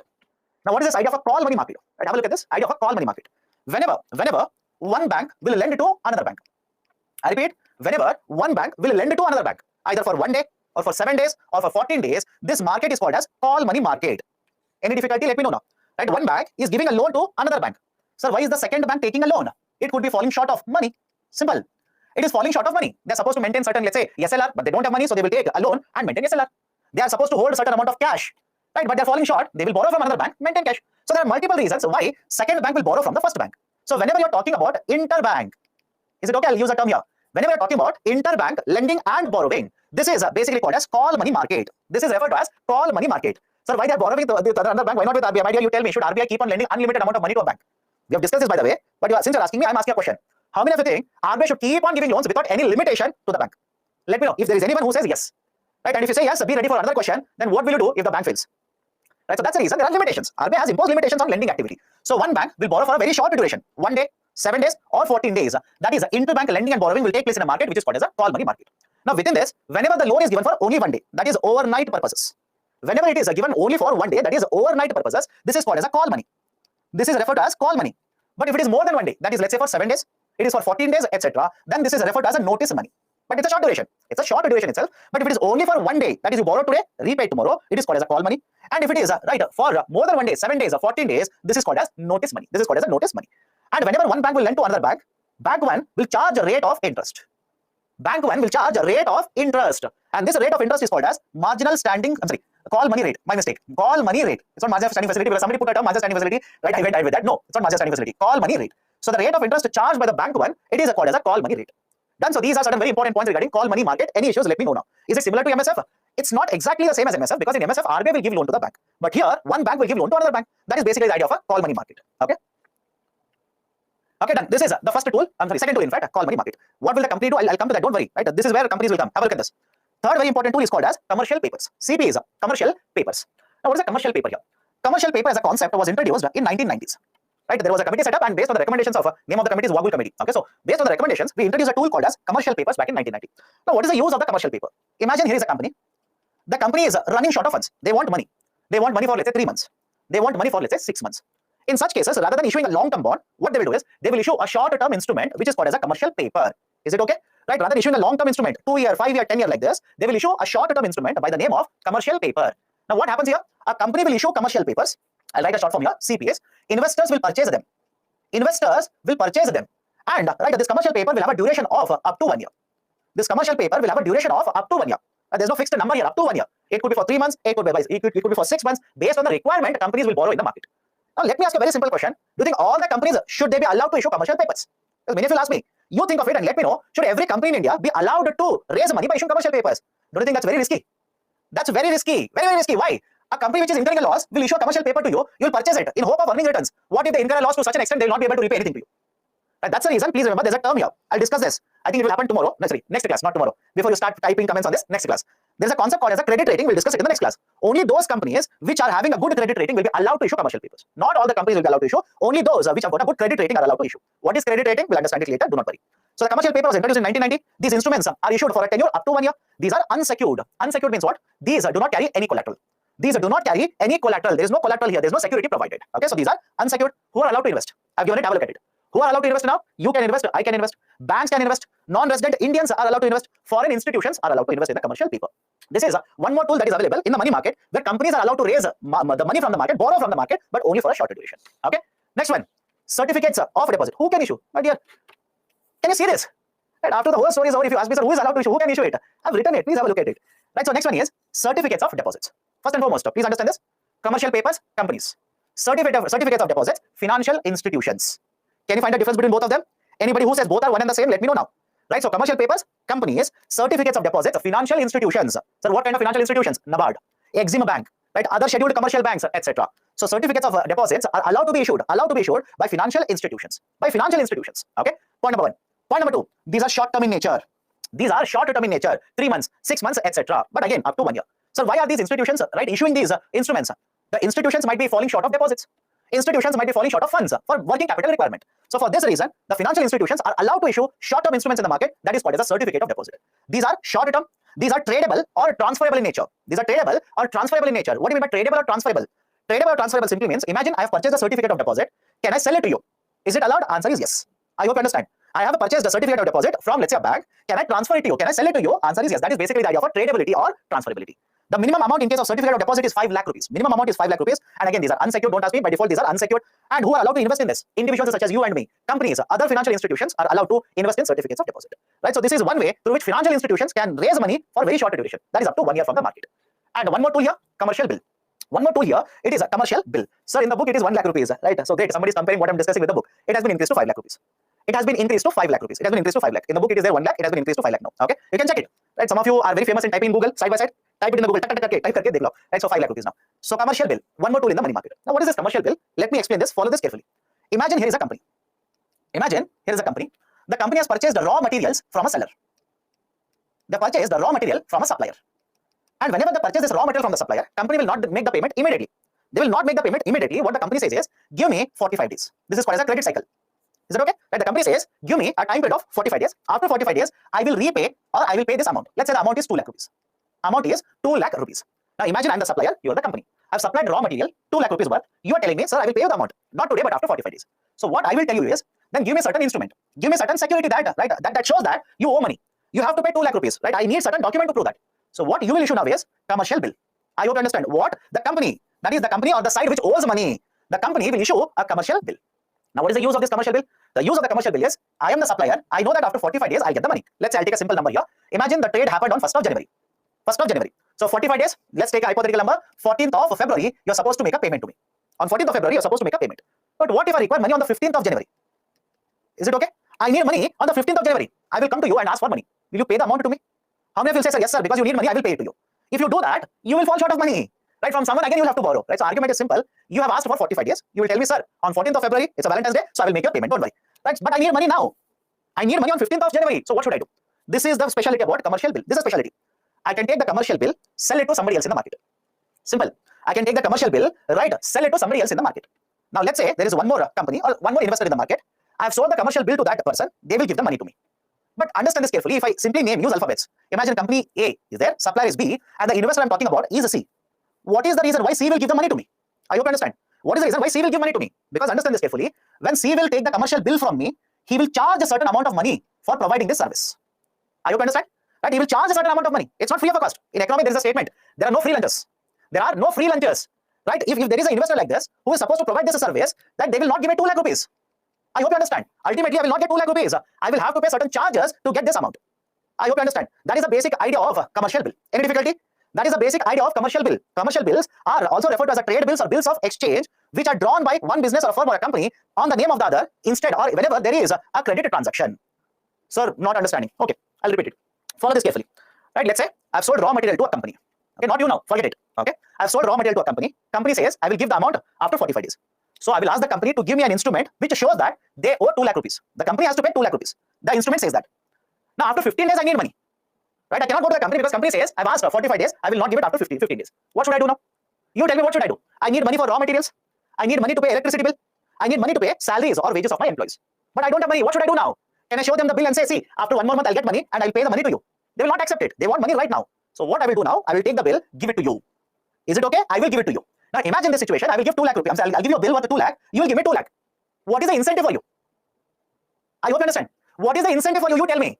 Because you will have the bill now. After 30 days, you will go to the company. You will show the bill to the company, and the company will give you 2 lakh rupees. But what is the incentive for you? Simply you're doing charity here. Absolutely no. That is the reason. When you give the money to me, you will collect charges from me. You will simply collect charges. This is basically the idea of commercial bill. Any difficulty now? This is basically the idea of commercial bills. Right? Our short-term instruments are generally issued, right, for 90 days. These are tradable, and banks do provide credit on this, which is called as a bill discounting. Right? That is, I can understand this. There's a concept called as a bill discounting. Right? What I explained right now is factoring. There is also a concept called as a bill discounting. What is bill discounting? I have a commercial bill. Value is how much? 2 lakh rupees. Company after 30 days, right? That is, let's say after 15 days plus 30 days. Another 30 days, company will pay me 2 lakh rupees. But I need money. One option that is available to me is I'll take the bill, go to a bank, show the bill to them, take a loan. take a loan from them. That is basically a concept of bill discounting. Okay, right? So this is the idea of a commercial bill. Now let me show you one current affairs point here. Whatever I discussed just now, I'll put it in the form of a statement, a concept called as a TREDS. What is this a TREDS? Trade receivable e-discounting system. Trade receivable e-discounting system. Okay, trade receivable e-discounting system. Okay, TREDS. The TREDS system has been proposed, implemented by RBI. It's a system. Basically, it's a system. I'll show you how system will work. It is implemented by Reserve Bank of India. Now, what will happen under the TREDS? Follow this carefully. Whatever I've explained, I'll put it in a system now. Imagine here is a company which is purchasing raw material, and here is a supplier who is selling raw material. Both are registered on the platform. Both are registered on the TREDS platform. TREDS platform simply means it's a system, right? It's an online website system. So both are registered in the system here, TREDS platform. Now, company will purchase the raw material, issue a bill online, issue the receipt online, issue this particular bill online. And what is the value of the bill? 2 lakh rupees. What is the value of the bill? 2 lakh rupees. Now, this supplier, after let's say 15 days, same example, the bill is for 45 days. The supplier after 15 days can sell it to a financier. Even this financier is registered on the TREDS platform. And even the financier is registered on the TREDS platform. So the supplier will sell this particular commercial bill, receive the money from the financier. Again, the charges are imposed. This financier will wait for, right? Let's say hypothetically, I'll write the dates that we have used earlier. The bill was issued on 1st of January. Payment should happen on 14th of February. But on 15th of January, the supplier has sold this bill to a financier. Now the financier will pay the money, of course, impose and collect certain charges from the supplier, hold the bill till 14th of February. On 14th of February, the financier will present this bill to the company, and the company will pay 2 lakh rupees to the financier. Is the cycle getting completed? Let me know. Is the cycle getting completed? Cycle starts with the point number 1, supplier selling raw material and the company issuing a commercial bill. Step 1. You will get the money on 14th of February, but you want the money on 15th of January. So what you will do? You will sell the bill to a financier, collect the money from the financier. What is the advantage for the financier? Financier will impose and collect charges from the supplier. Right? It will impose the charges on the supplier. Now, financier has the commercial bill from 15th of January, will keep it till 14th of February, present it to the company on the 14th of February, get the amount of 2 lakh from the company. This is how the TREDS system will work. Is it a loss to the supplier? Many of you are saying, sir, it is a loss to the supplier. Right? Now, let's assume you are the supplier. Think of it and answer to my question. You are the supplier. You need money to pay electricity bill. You need money to pay wages to your employees. What is your alternative? Let me know. What is your alternative? You are saying, sir, this is a problem. I will not follow this. What is your alternative? You will say, like some of you are saying, I expected this answer. Sir, I will go to a bank. How many of you think bank will give you the loan within 1 day like this? Let me know. How many of you think that bank manager is waiting for you? You run to the bank, they will simply give the loan to you like this. Absolutely no. They will take 3 days, 4 days, 5 days, 7 days. But under the TREDS platform, RBI says within 24 to 48 hours, you will get the money from the financier. And even if you go to the bank, will the bank not charge you rate of interest? I hope you understand. Even if you go to the bank, will the bank not charge you rate of interest? How many of you think simply the bank will give you the right amount without charging any rate of interest? So argument is simple. Either you go to the bank or to the TREDS system, you'll have to pay rate of interest. You'll have to bear the burden of charges. But the advantage under the TREDS system is you will get it within 24 hours to 48 hours. Very quickly, the amount is transferred to the company. I hope you understand. Why should the supplier pay charges? My dear, you are supposed to receive 2 lakh rupees. Why will the company pay charges? Because you need 2 lakh rupees. Does it not make sense to you? You are supposed to receive 2 lakh rupees. Why will the company pay charges on your behalf? In what world do you think that is correct? Company says, I will give you after 45 days. You wait for 45 days, but you are not ready to wait for 45 days. So is it a problem of the company or the supplier? I hope you understand. Is it a problem of the company or the supplier? It is supplier problem. Why will the company pay charges? I hope you understand. Right? So this is how TREDS system will work. Is it okay? Right? This is how the TREDS system will work. Raw materials are purchased by companies, so they should pay. You want to understand this. You want to have a system wherein you will purchase the raw material today and make the payment today. Does it make sense to you? Let me see. You want a system wherein company is purchasing raw material, so company should pay the money to the supplier. It simply means, according to you, company has purchased raw material today, they should pay the money today itself. No, that is not how the market will work. If you say yes, sir, they should do it. Trust me, you will not survive in the market. You will not survive in the market. I'll give you guarantee regarding that. You will not be able to survive in the market. Why? Company has purchased, let's say I'm a manufacturer, you're selling it to me. I'm manufacturing this pen. You will sell plastic to me. You want me to make a payment today itself. Where is the money with me to make the payment? You tell me. Where is the money with me to make payment? Does it not make sense for me to purchase raw material first, manufacture pen, sell the pen, get the money, then make your payment? Right? So that's the reason you will not be able to survive in the market, and this is how market works. Whether you like it, don't like it, sir, this is very cruel. My dear, it is capitalism. Right? I hope you understand. It is capitalism. Right? In capitalism, this will happen. This is bound to happen in capitalism. Why? Every one of us is working for profits. I hope you understand. Every one of us in capitalism is working for profits. There is no free lunch in the economy. Okay. Now money market is done. All the instruments in the money market are covered. Repo and reverse repo, call money market, commercial papers, certificate of deposit, as well as commercial papers. Come to the other side. Capital market. Come to the other side. Capital market. In capital market, we have divided the capital market into 2 parts. The debt market as well as equity market. Why? What is the basic idea here? Here is a company. Let's say here is a company. The company wants to raise money from the market, collect money from the market. Now understand this. This money requirement is for long duration. There are 2 methods. There are 2 ways through which you can raise the money. One, you can go to the debt market or you can go to equity market. So what is the basic idea for debt? What is the basic idea for equity? Whenever company will borrow, underline the term. Whenever the company will borrow by issuing instruments in the market, can I simply say there is a debt on the company? Let me know. Right? Whenever a company will issue instruments and borrow, can I say there is a debt on the company? That is, there is a liability of payment. Right? This is called as a debt market. Right? So the market where the company will issue instruments, borrow money, that market is called as a debt market. Any difficulty? Any difficulty? Please do let me know now. Right? So a market where instruments are issued, company will borrow, that is called as a debt market. Come to the other side, equity market. What is equity market? In the equity market, the company will not be borrowing, rather, company will be issuing certain instruments. Company will be issuing certain instruments where it will be selling its ownership. Company will be issuing certain instruments offering ownership to the investors. Right? Can I give you an example? Shares. How many of you heard of this? Shares. Right? So shares, do you think if you purchase a share of a company, how many of you think the company is borrowing money from you? Think of it. Adani company. Right? Or let's say Zomato. Or let's say Paytm. Whatever it is, you have purchased the share of a company. You think company is under liability to pay your money back? Absolutely no. Company is not under liability here. Please understand. Company is not under liability in the equity market, whereas company is under the liability of debt market. Okay, so that is the basic difference between the debt market as well as equity market. Then let me enter into the details of debt market. What kind of instruments are there in the debt market? Let's start. Right, let's start now. In the debt market, we have bonds. We have bonds. So, but money market also creates liability. My dear, you are not listening. What is the reason you'll go to capital market? Listen to the lecture first. If you don't listen to the lecture, everything is confusing then. I told you in the money market they will go for short term, and in the debt market they will go for long term. Now the question is, sir, if there is a liability, why have you not written it under money market? It simply means you are not listening to the lecture. I don't understand. Okay. So in the debt market, what will happen? You want to borrow for longer duration. In money market, you want to borrow for shorter duration. That's the reason there are two types of markets here. Okay. So have a look at this. In the debt market, company will borrow but longer duration. In the equity market, company will not borrow. Company is not borrowing here. Company is selling ownership and collecting money. And if the company is selling ownership, do you think the company is coming under liability? Absolutely no. Company is not under liability in the equity market. Right? Any problem with this? Any problem with this? So debt, equity, and money. Let me enter into the debt market. Right? In the debt market, sir, audio is not clear. If anybody else who is facing an audio issue? Anybody else who is facing an audio issue? So only one person says audio is not clear. Please hit that particular button. There is a button. Fix audio. Please hit that button. Okay, now let's start. In the debt market, right, you have bonds. You have bonds. What is a bond? Do you remember it? What's a bond? Bond is a debt instrument. Okay, bond is a debt instrument. I hope you remember this. We have discussed all of it. Right, and if you don't revise it, if you forget it, then it simply means you're not revising. What's a bond? Bond is a debt instrument.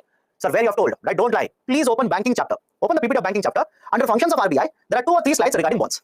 Okay, so bond is a debt instrument. Right? What do you mean by debt instrument? A issuer who is allowed to issue bonds in India? Companies are allowed to issue bonds. Government is allowed to issue bonds. Companies are allowed to issue bonds. Government is allowed to issue bonds. So have a look at this. The government or company will issue the bonds and come under liability. That's the debt market. Now, what type of bonds are there? I'll discuss a lot of current affairs here. Follow this. What type of bonds are there? Traditionally, one is convertible bonds. Traditionally, one is a convertible bond. What do you mean by convertible bond?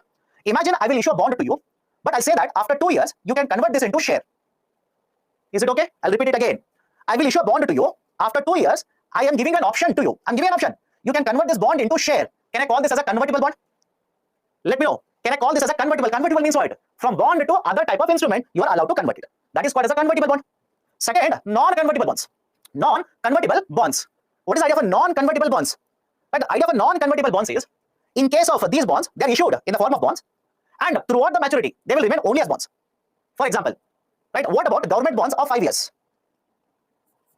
What about government bonds of 5 years? Do you think government will allow you to convert it into shares? No. Government says, I have issued this as a bond, keep it for 5 years, annually I give you interest, after 5 years is over, give me the bond, I will give you principal amount. Right? So whenever the bonds are issued, and these are not allowed to be converted into any other type of instrument, these are called as non-convertible bonds. So convertible means converted into other forms, right? Non-convertible, these are issued as bonds, will mature as bonds. Third one, zero coupon bond. Third one is zero coupon bonds. Now, what is the zero coupon bonds? Understand this very carefully, slightly technical, understand this. First and foremost, what do you mean by coupon? What do you mean by coupon? Can I say interest rate? What do you mean by coupon? Interest rate. And if I say zero coupon bonds, what does it mean? Interest rate on the bonds is zero. Is it okay? Interest rate on the bonds is zero. Now, point number 2, right? Follow this and answer to my questions. If a issuer, let's say government has issued a bond, they'll have to calculate the coupon amount. On what they will calculate the coupon amount? Will they calculate the coupon amount on the face value, or will they calculate the coupon amount on the market price? Right? We've discussed all of this. Right? Don't make a mistake here. Right? Whenever the government or any corporate entity has issued a bond, the coupon amount is calculated on what? It is calculated on face value. Right? 3 people are saying market price. How, my dear? It is not on market price. It is on face value. We have discussed all of this. Right? It's as if introducing everything for the first time. No. We have discussed all of this. Right? So it is on face value. So where you have discussed. Again, go back to banking, open it, you will see. I've given pictures of bonds. I've written, right, face value is 100, 110 like this. Everything is there. Okay. So point number 1, what is a coupon? Coupon means interest rate. Point number 2, whenever the issuer, be it the government, be it the private sector, whenever they want to calculate, right, the coupon, they will calculate on face value. Now look at the next point. the company or the government will issue a bond to you. Imagine this is the bond. In fact, I've written it. It is there. Picture is there. Imagine this is the bond. Company is issuing this particular bond with the face value of 100 rupee. But they will not collect 100 rupee from you. They will collect 90 rupees from you. Imagine I'm the company. Imagine I'm the company. I will issue the bond to you not at 100 rupee. 100 is what face value. I will not issue it at 100. I will issue it at 90 rupees. And let's say after the tenure is over, let's hypothetically 2 years. After the tenure is over, I will simply repay face value to you. Is it okay? Go step by step. Step 1, I'm issuing a bond whose face value is 100. I will not collect 100 rupees from you. I will collect 90 rupees. Can I call this 90 rupees as a discounted price? Let me know. Can I call this 90 rupees as a discounted price? What do you mean by discount? Lower than the value. If the value is 100, I'm not collecting 100. I'm collecting less than 100 rupees. Discounted price. And after the maturity is over, I will simply give you face value of the bond. That is 100 rupees. So what is happening here? Rather than issuing at face value, then paying interest to you. Normally what will happen? I will issue at face value and I'll pay interest on this.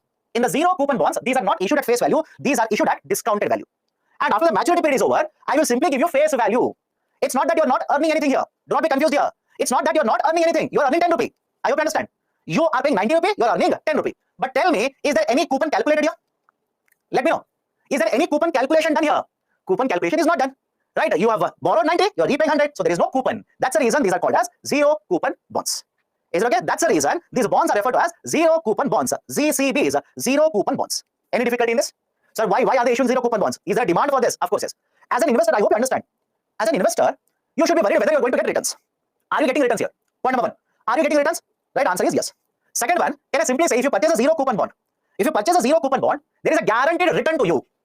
Let me know. I'll repeat a statement here. If you purchase a zero coupon bond, there is a guaranteed return that you're going to earn. Now, what if you're planning what to do after retirement? Think of this. Right? Are there demand for this? Of course, yes, there's a demand for these kind of bonds. Why? You're basically planning how much money you should have after retirement. You tell me what makes sense to you. Investing in a bond where you do not know what will be the price, how much returns you're going to get, or in a bond where you know you're going to get 100 rupees after retirement. Does it make sense or not? So generally these kinds of bonds are, there are investors for this. Why there are investors? They do not want to take any kind of risk. They do not want to be worried about market, etc. They simply want to be worried about fixed amount of money. They should get amount of money that is fixed. That is the reason for such a type of investors, we have zero coupon bonds. Right? And I hope you understand. Right? I hope you understand. Zero coupon is a concept. And I hope you understand this. Zero coupon is a concept. Zero coupon simply means, right, the interest rate is zero. Right? We are issuing at a lower price and we are paying the face value of it. I'm not able to understand why after 2 years company returns 100 rupees. My dear, the company says I will give you 100 rupees after the tenure is over. 2 years is a tenure. I hope you understand. 2 years is a tenure of the bond. Maturity period of the bond. Sir, only 10 rupees. Then change. Make it 80 rupees. You'll get 20 rupees coupon. 20 rupees interest in simple terms. Right? So again, don't worry about numbers here. Worry about concepts. Worry about concept. Don't worry about numbers. Sir, why 100 only? Why 90 only? That's not the requirement. What is the requirement? The issuer will issue the bond at a discounted price. And upon maturity, they will give you, right, the face value of the bond. That is the concept to focus on that. Can banks issue convertible bonds? Yes, they can issue. They can issue. Right? The bank can issue, companies can issue, right? Anybody can issue. Okay. In fact, think of it and let me know. What about additional tier 1 bonds? Are they convertible? I hope you understand. Right? Think of it and let me see whether you're reading newspapers or not. What about additional tier 1 bonds? Are they convertible? My dear, yes. You're not reading, you're not even listening to my lectures then. Did I discuss COCOs with you? Did I discuss COCOs in the classroom or not? I've discussed it. You can simply say no. I will not agree to you. Simple. Right? Just like you don't agree to whatever I say, I will not agree to you. Because please open the annotated PPTs, you'll see COCOs. And what I said, the additional tier 1 bonds in certain situations can be converted into equity. Did I say this or not? And in extreme cases, they can simply write out these bonds. They can simply write out these bonds. It is written. Don't say simply no. If you don't listen to the lecture properly, then it's your fault. Don't simply say no. Open the PPT, annotated PPTs, you will see COCOs written there. I've written it, I've explained it, I know that. Okay. Done. So what about 81 bonds? Right? These are convertible. Okay. So these are debt instruments, are issued at a discount lower than the face value, and upon maturity, face value is paid. And because there is no right coupon calculated here, these are called as zero coupon bonds. Can be issued both by the government as well as the private sector entities. And have a look at this: the treasury bills or the certificates of deposits. Generally, these are zero coupon instruments. I'll repeat it again. Listen to what I say. The treasury bills, right, certificates of deposits. Generally, these are zero coupon instruments. I'm not saying they're bonds. I'm simply saying they are zero coupon instruments. What is the meaning of it? They are issued, for example, a treasury bill of a face value 100 rupee is issued at 90 rupees. Is issued at 90 rupees. And upon maturity, government will pay 100 rupees to the right investor. Okay, so this is basically the concept of zero coupon bonds. Right? So one type of a bond, zero coupon bond. Next one. So is zero coupon bond both risk free on the market price changes with the demand of bond? Generally yes. Right? Because understand this, these kinds of bonds people will purchase and hold on till maturity. They'll hold on till maturity because they want to, right, get fixed amount of money. Right? Those kind of long-term investors, long-term investors generally invest in zero coupon bonds. Okay. Last point. The treasury bills are issued as zero coupon instruments. Again, I'll repeat it. Zero coupon is a concept. Right? Is it okay with all of you? Listen to my lecture. Zero coupon is a concept. Right? So what do you mean by concept here? Any instrument which is issued at lesser than face value, upon maturity, if a face value is given, these are referred to as zero coupon instrument. Treasury bills are zero coupon instruments. Okay, done. Indexed bonds. Next concept is indexed bonds. Now, What do you mean by indexed bonds? Indexed bonds are those kinds of bonds where the amount of returns earned by the investor is connected to or is indexed to an external parameter. I'll repeat it. Indexed bonds are those types of instruments which right, will have a returns which is connected to an external parameter. Sir, what do you mean by that? Let me give a very simple example. Imagine government will issue a bond, you'll purchase a bond. Government says, whatever returns I'm going to give, the returns will be connected to inflation rate. Is it okay? Let me know. Right, government says, here is the bond, take it. Right, and government says, whatever returns you're going to earn, the returns will be basically connected to the inflation rate in the market. Can I call this as indexed bonds? Can I refer to this as indexed bonds? Right, have a look at the example here. Imagine government has issued a bond of tenure 2 years. Tenure 2 years, imagine, government is not issuing these bonds, imagine. Right, so 2020 you have purchased the bond at 100 rupees. In 2020 you purchased the bond at 100 rupees. And from 20 to 21, there was an inflation rate of 6%. There was an inflation rate of 6%. If government is giving a coupon rate of simply 10%, don't you think the 10% coupon that you earn, actual returns will be lesser because of inflation rate? Let me know. Actual returns that you're going to earn, the coupon amount that you're going to earn will be lesser because of inflation rate. Right, we have discussed this already discussed. So what government will do is, it will simply adjust the coupon rate. Rather than simply giving you 10 rupee, they will adjust this coupon rate with inflation rate of 6%. Right, 10.6 rupees they will give it to you. Again, just a hypothetical calculation. Right now, has government of India issued inflation indexed bonds? No. Right, I'll repeat it. Has the government of India issued inflation indexed bonds today? Absolutely no. Earlier we have tried it, has not been very famous in India, we have discontinued it. We do not have these bonds. So that's the reason I'm just giving you a hypothetical example here. Okay.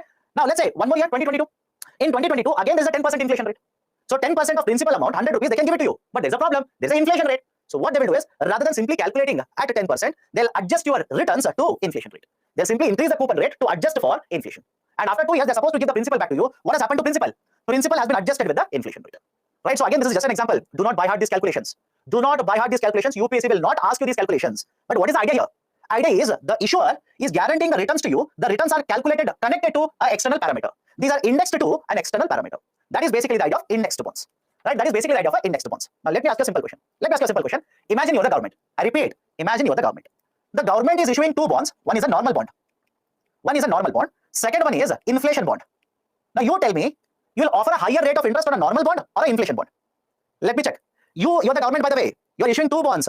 You will offer a higher rate of interest on a normal bond or an inflation bond. What does your mind say? You will offer higher rate of interest on normal bond, not on inflation bond. Not on inflation bond. Trust me, why I'll tell you the reason. I will tell you the reason. In case of inflation bond, imagine you're offering 6% rate of interest. Imagine you're selling this particular bond, you're offering 6% rate of interest. But you're guaranteeing the investor, if there is inflation, right, the returns that you get, I will adjust it. I hope you understand.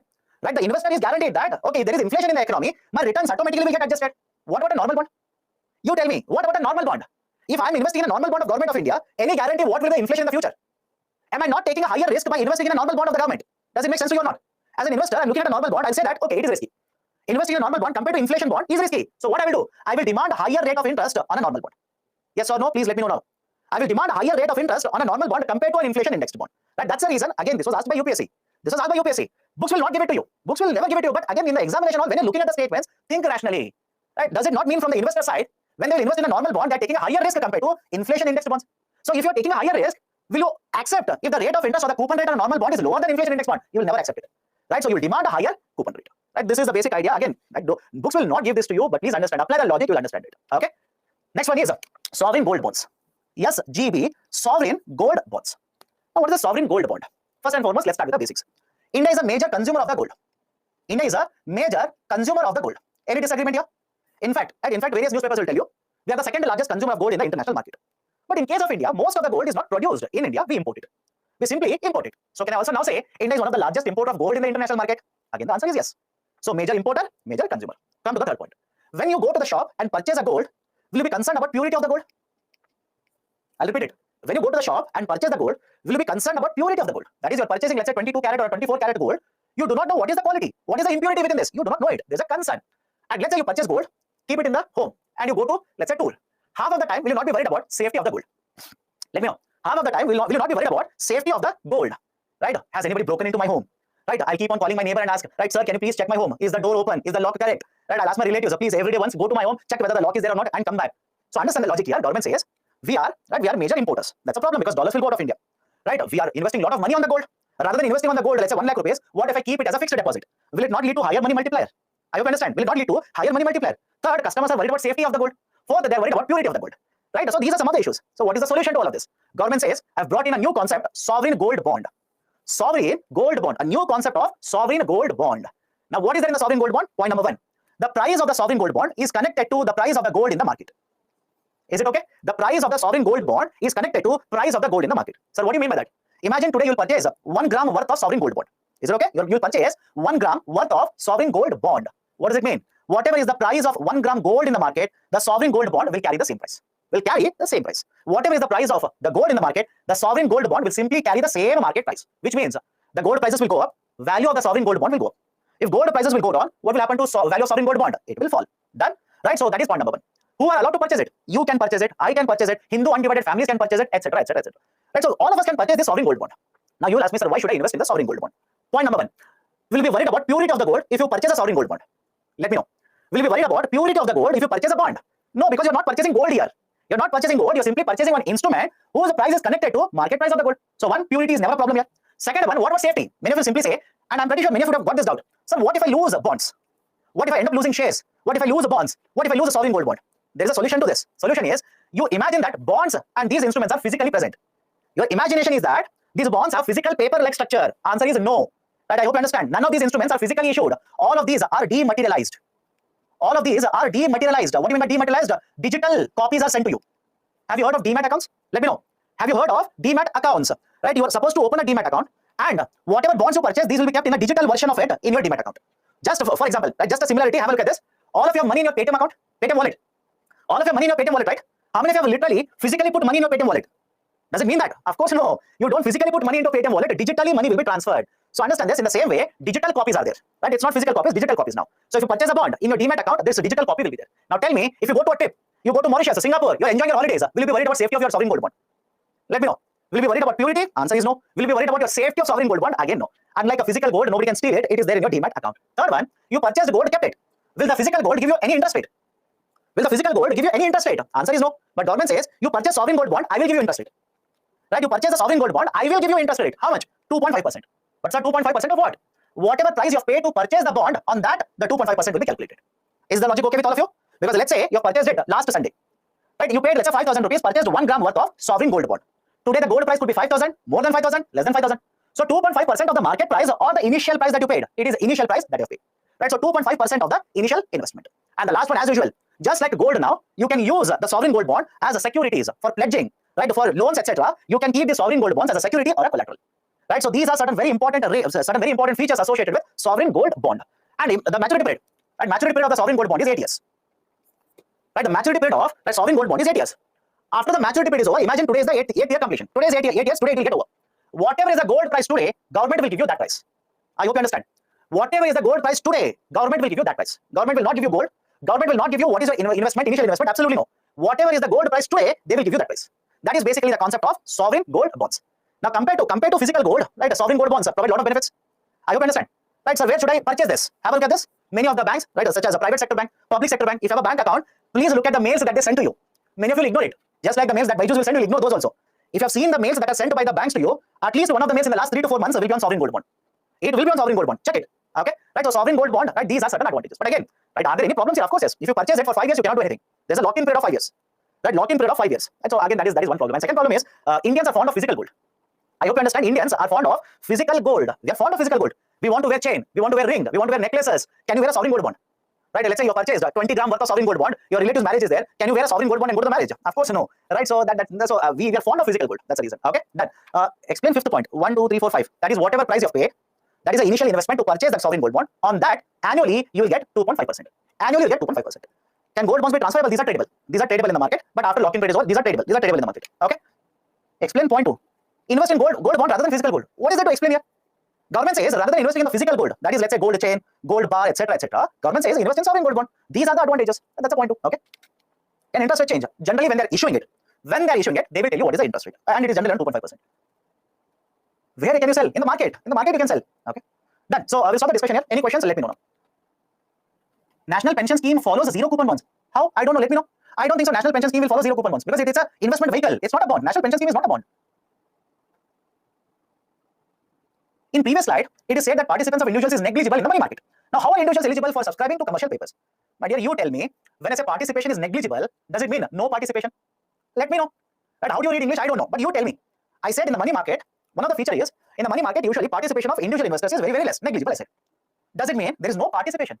How? You tell me. Right? How do you read it? I don't understand. Okay. Is it good to have a wider tax base? People will pay more tax, but right now people are evading it by increasing the tax base. Will it ensure tax collection will increase, and it is good for developing country like India, etc. Okay, you should have a wider tax base. You should have wider tax base. It will always provide a benefit to you, right? It is always going to provide a benefit for the government. Why? In case of India, please look at the pictures. Please look at the pictures. How much of the money that is collected by the government will come in the form of taxation? Let me show it to you. How much of the money that is collected by the government will come in the form of taxation? Please look at the picture here. Corporate tax 15%. Corporate tax 15%, income tax 15%, customs and duty 4%, excise 4%, goods and services tax 17%. If I ask you to calculate, you start calculating like this. Rather than this, 34 plus 6, 40, 42. That is 58% of the total income government says, I want to collect 2 taxes. So I hope you understand. I hope you understand tax receipts are very, very important for the government. Okay.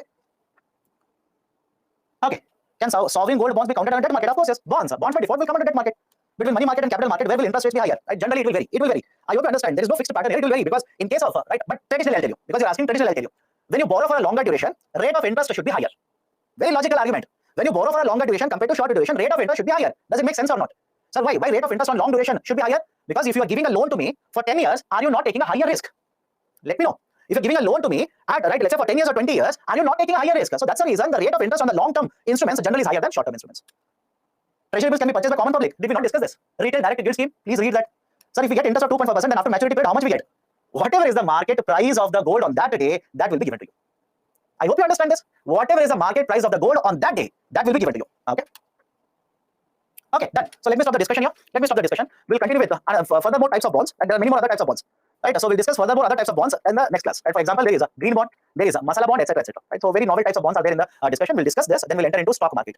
Right. We'll enter into stock market. Then we'll enter into other aspects of financial market. So that's it from my side. Then we'll stop the discussion today here. We'll continue with the discussion in the next class.